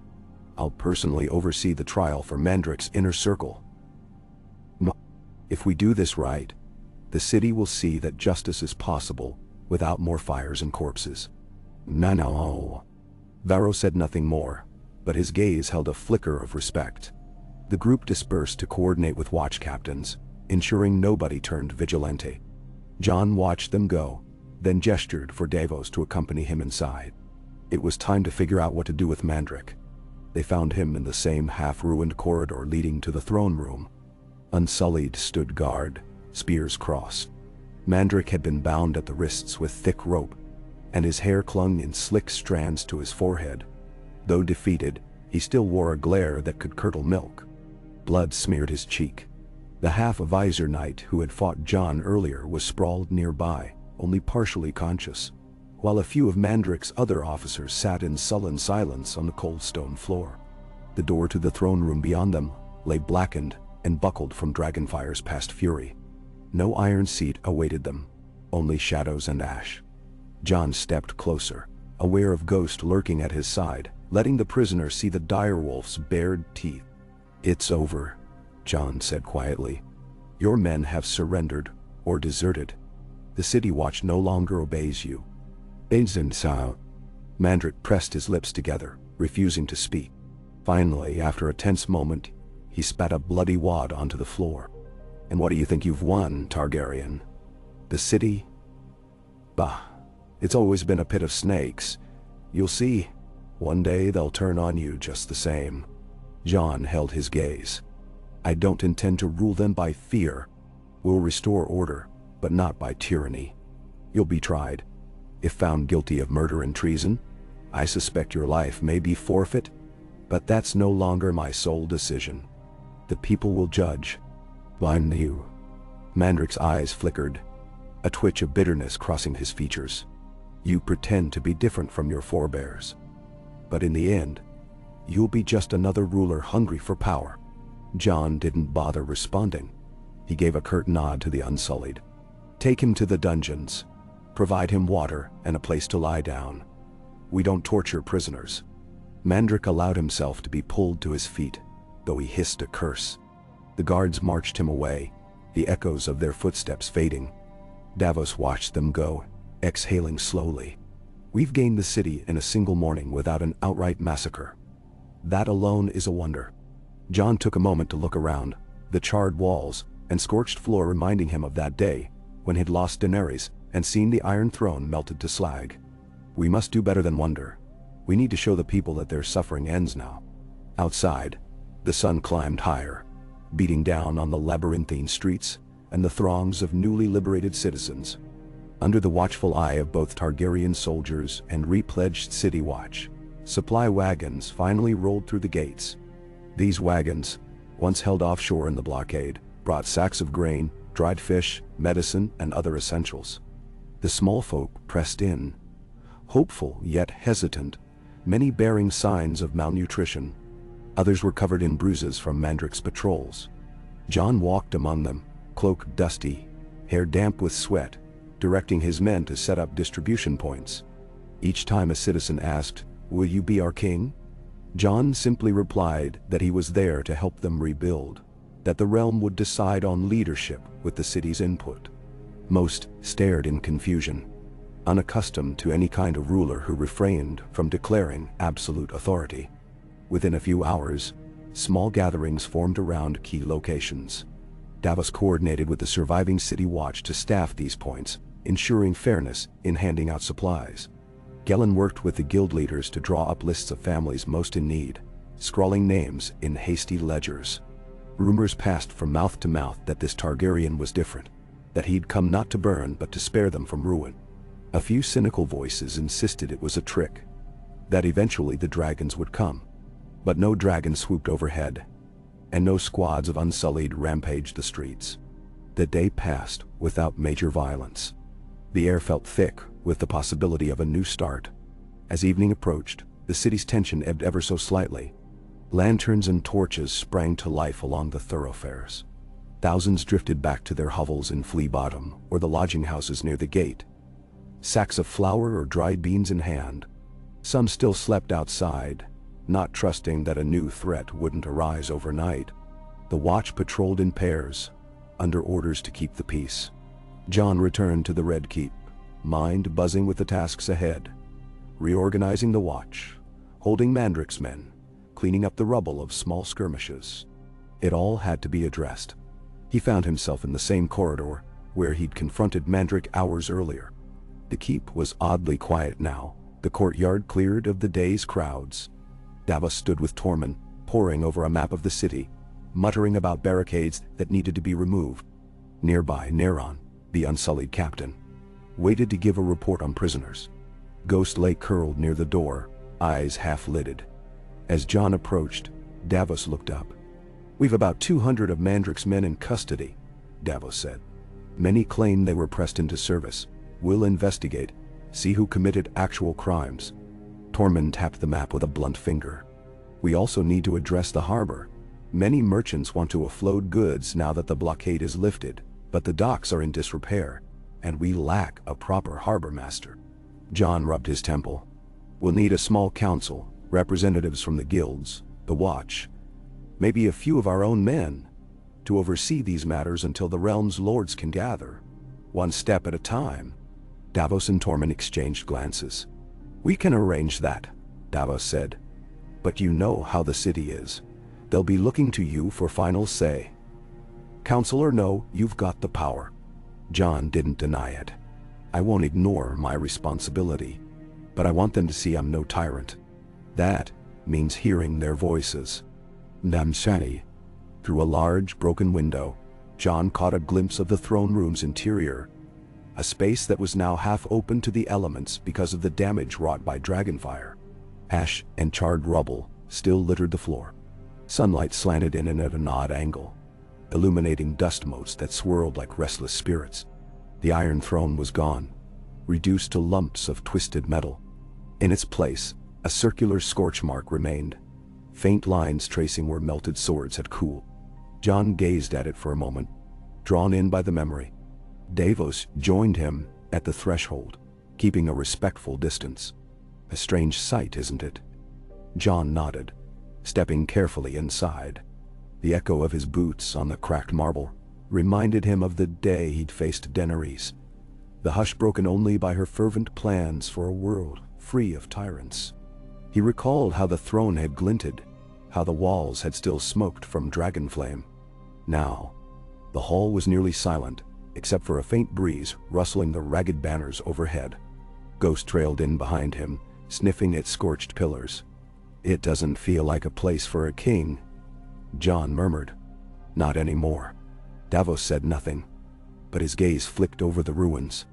After a moment, he cleared his throat.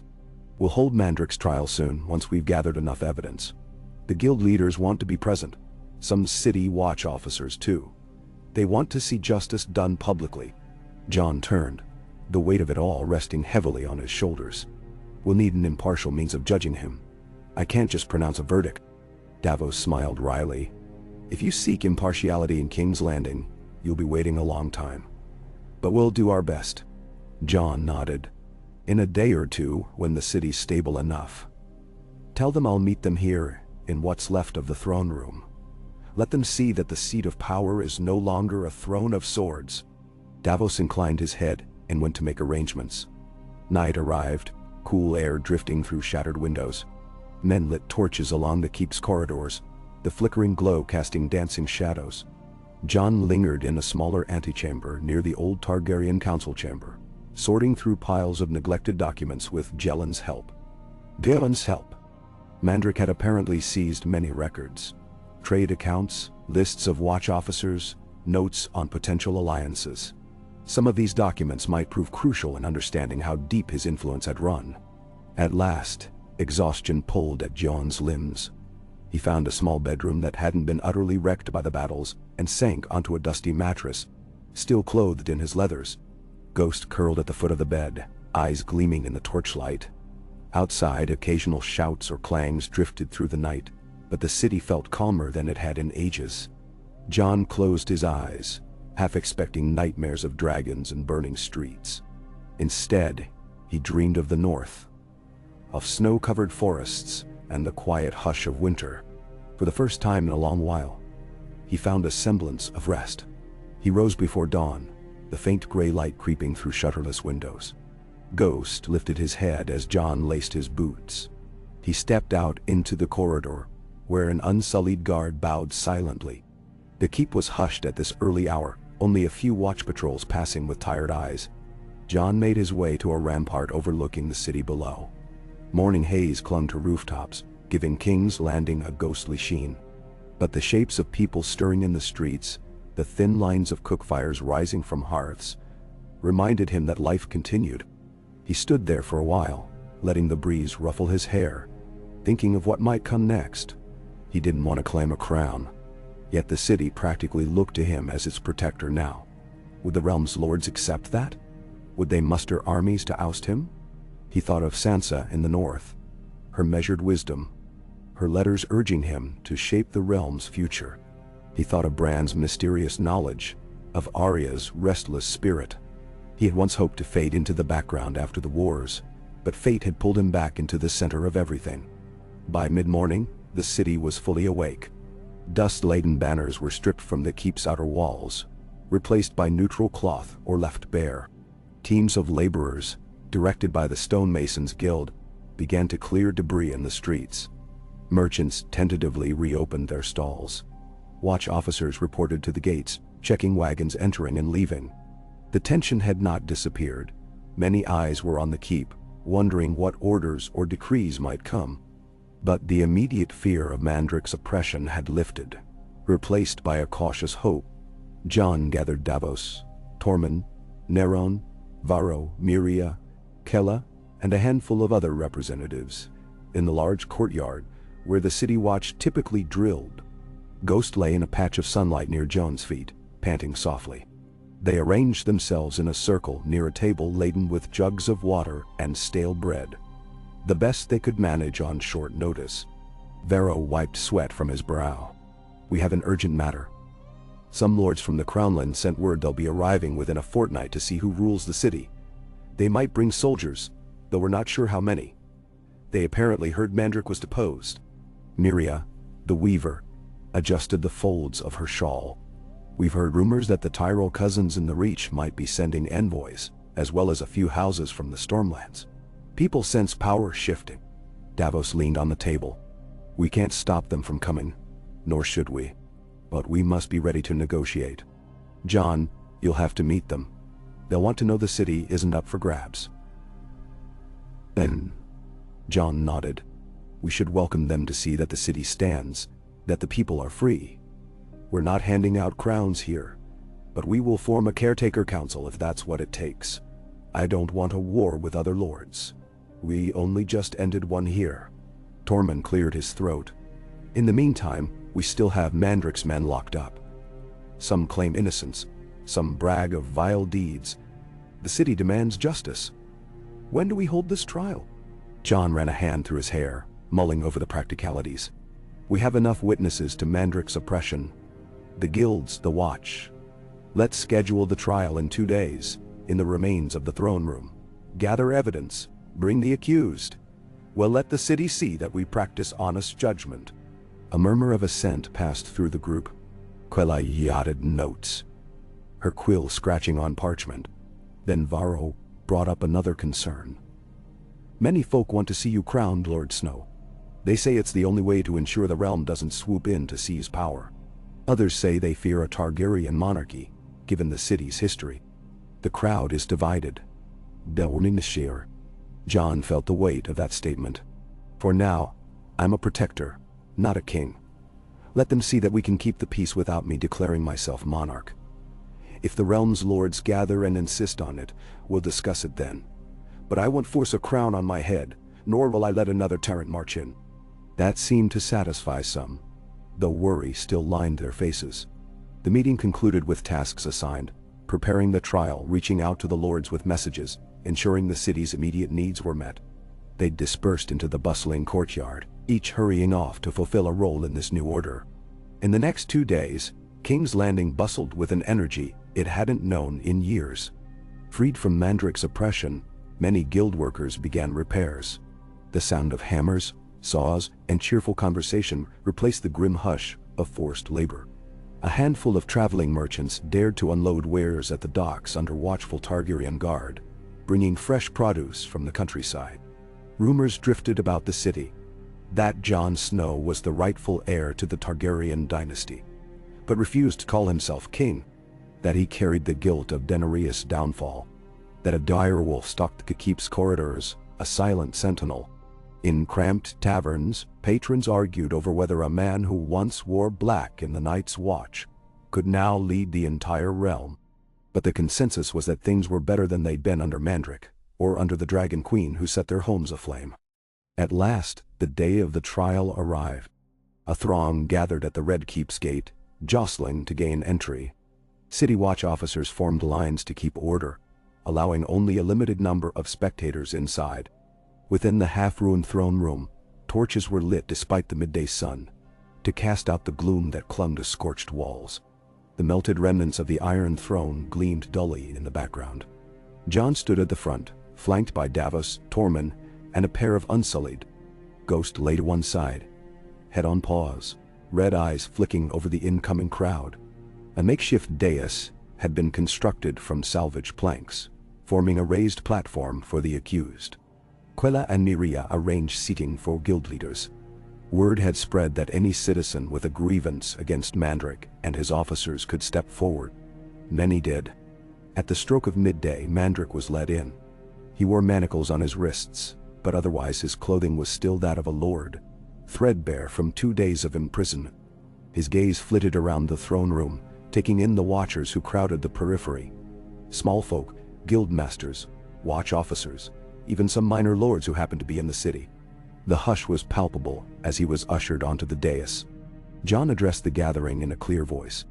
"We gather here to hear the charges against Lord Mandric, who seized King's Landing by force and oppressed its people. This trial will be conducted openly, with witnesses called. I will preside. But the City Watch, the guilds, and the people will weigh the evidence." A ripple of disbelief and curiosity moved through the onlookers.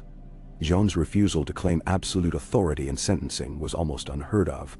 Quella stood beside him, parchment in hand, listing the charges: murder of small folk and watch officers, illegal seizure of property, extortion, tyranny, conspiracy to overthrow rightful governance of the realm. The list was long.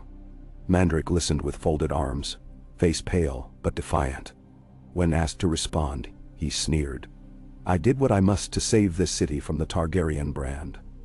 You call me a tyrant, but I acted to prevent another massacre like the one your precious queen inflicted." A few in the crowd murmured agreement, or at least interest. Jon held Mandric's gaze without flinching. "Your men beat and killed many who dared oppose you. You hoarded food, leaving children to starve. And when the people tried to protest, you threatened them with the City Watch." Mandric lifted his chin. "I did only what any ruler must do to maintain order. If a few peasants died, it was to prevent wider anarchy. How would you have done better?" Jon took a breath. "We'll let the witnesses speak to that." He nodded to Quella, who called out names.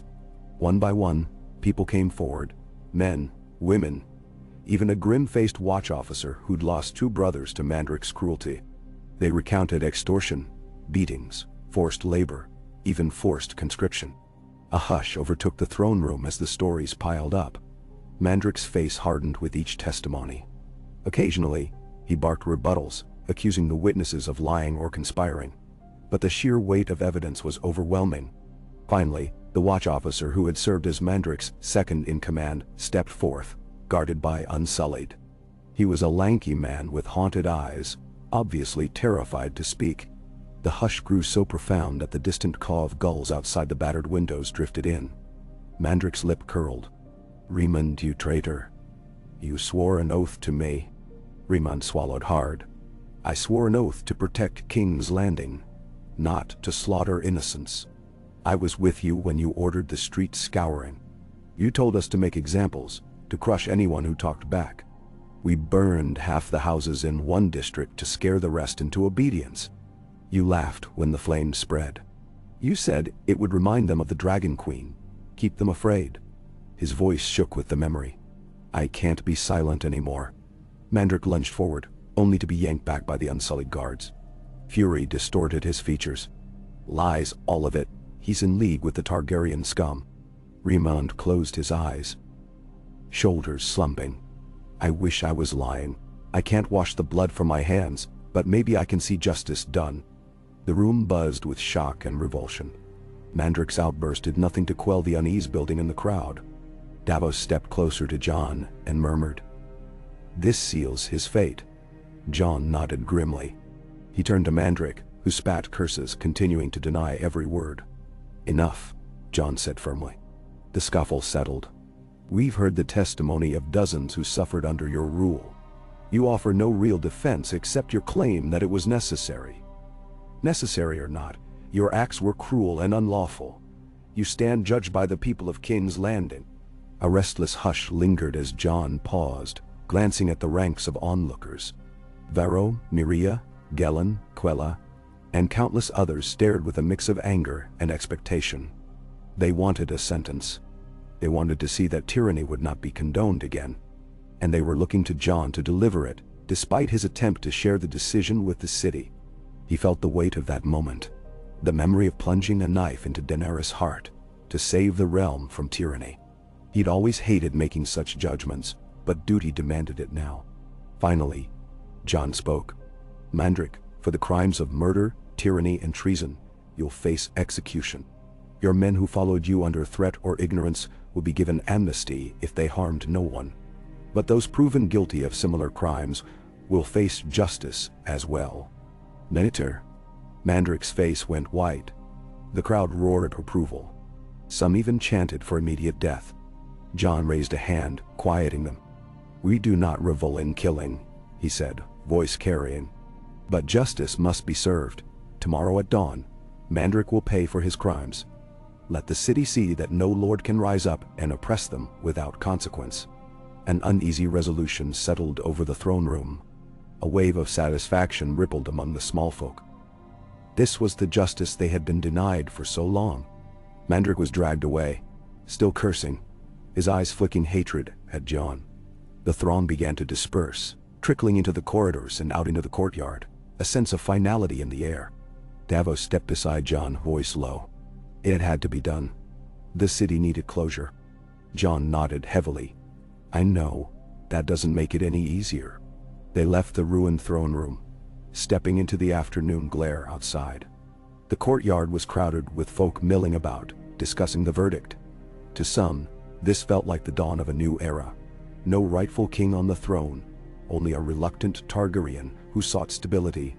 Others worried that the realm's other lords might take advantage of the power vacuum. For the moment, relief and a sense of triumph carried the day. Jon wandered the keep's interior corridors, searching for a quiet moment. Ghost padded at his side, occasionally prompting curious glances from passers-by. He found a window overlooking the city. The vantage offered a breathtaking view of winding streets, red-tiled rooftops, and the glimmering water of Blackwater Bay beyond. Fleets that once blockaded the port were now partly docked, partly arrayed in a loose formation that signaled control, not siege. The gulls circled overhead, their cries echoing through the salt-tinged air. Davos found him there after some time, placing a steady hand on Jon's shoulder. "We've had word that a small party from Rosby and Stokeworth is en route. They'll arrive within days. Likely they want to confirm the city is stable and see what claims to power you might make." "Then?" Jon didn't immediately turn. "We'll receive them peacefully.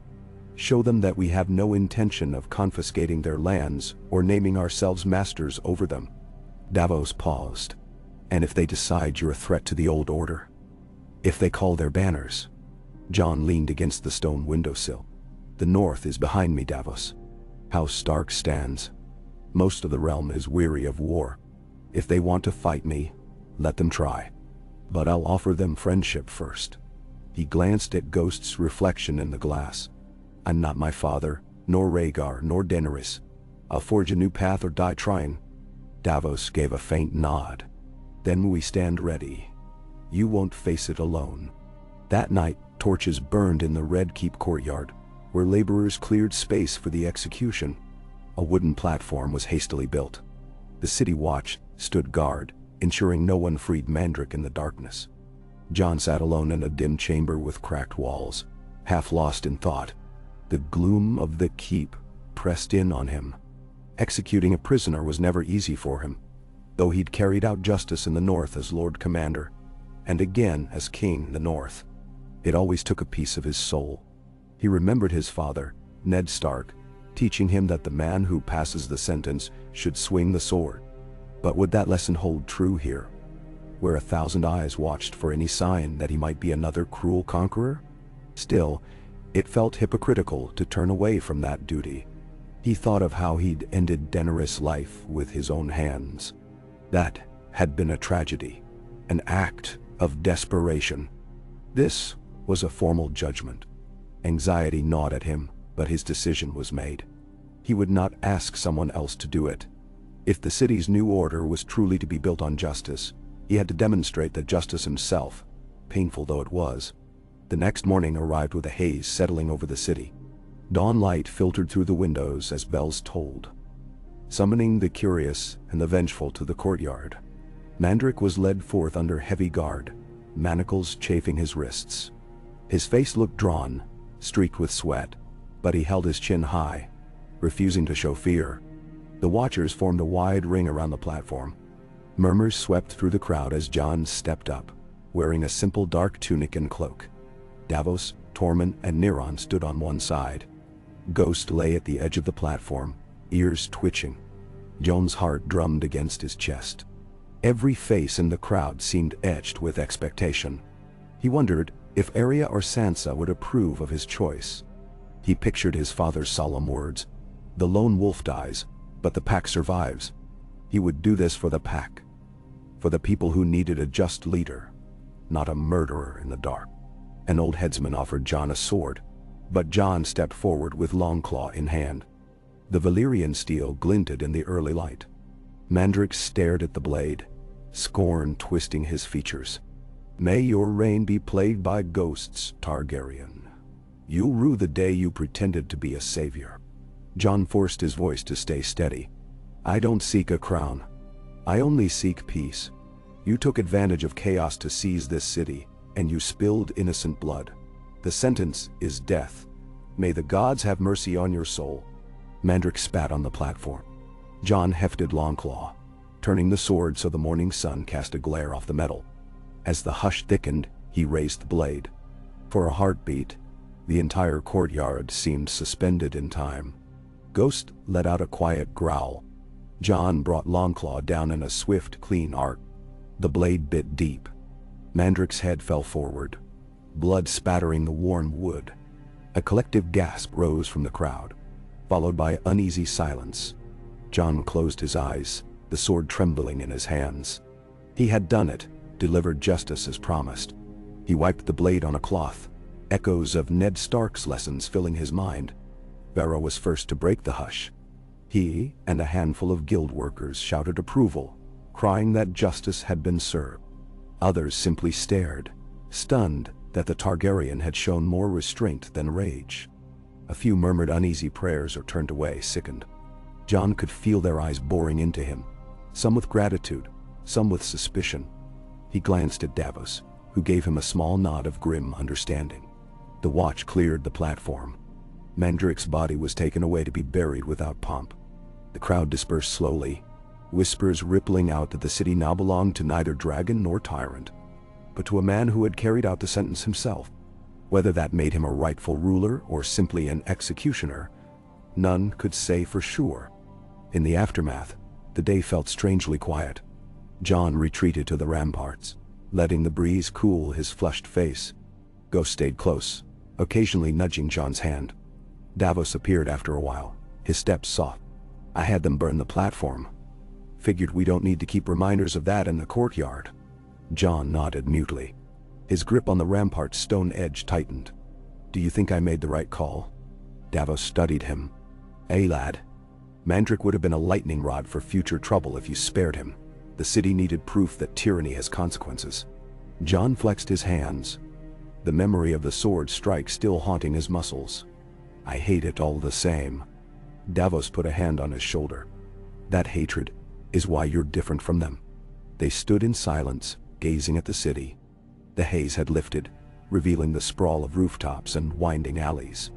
Birds flitted between towers, unconcerned with mortal affairs.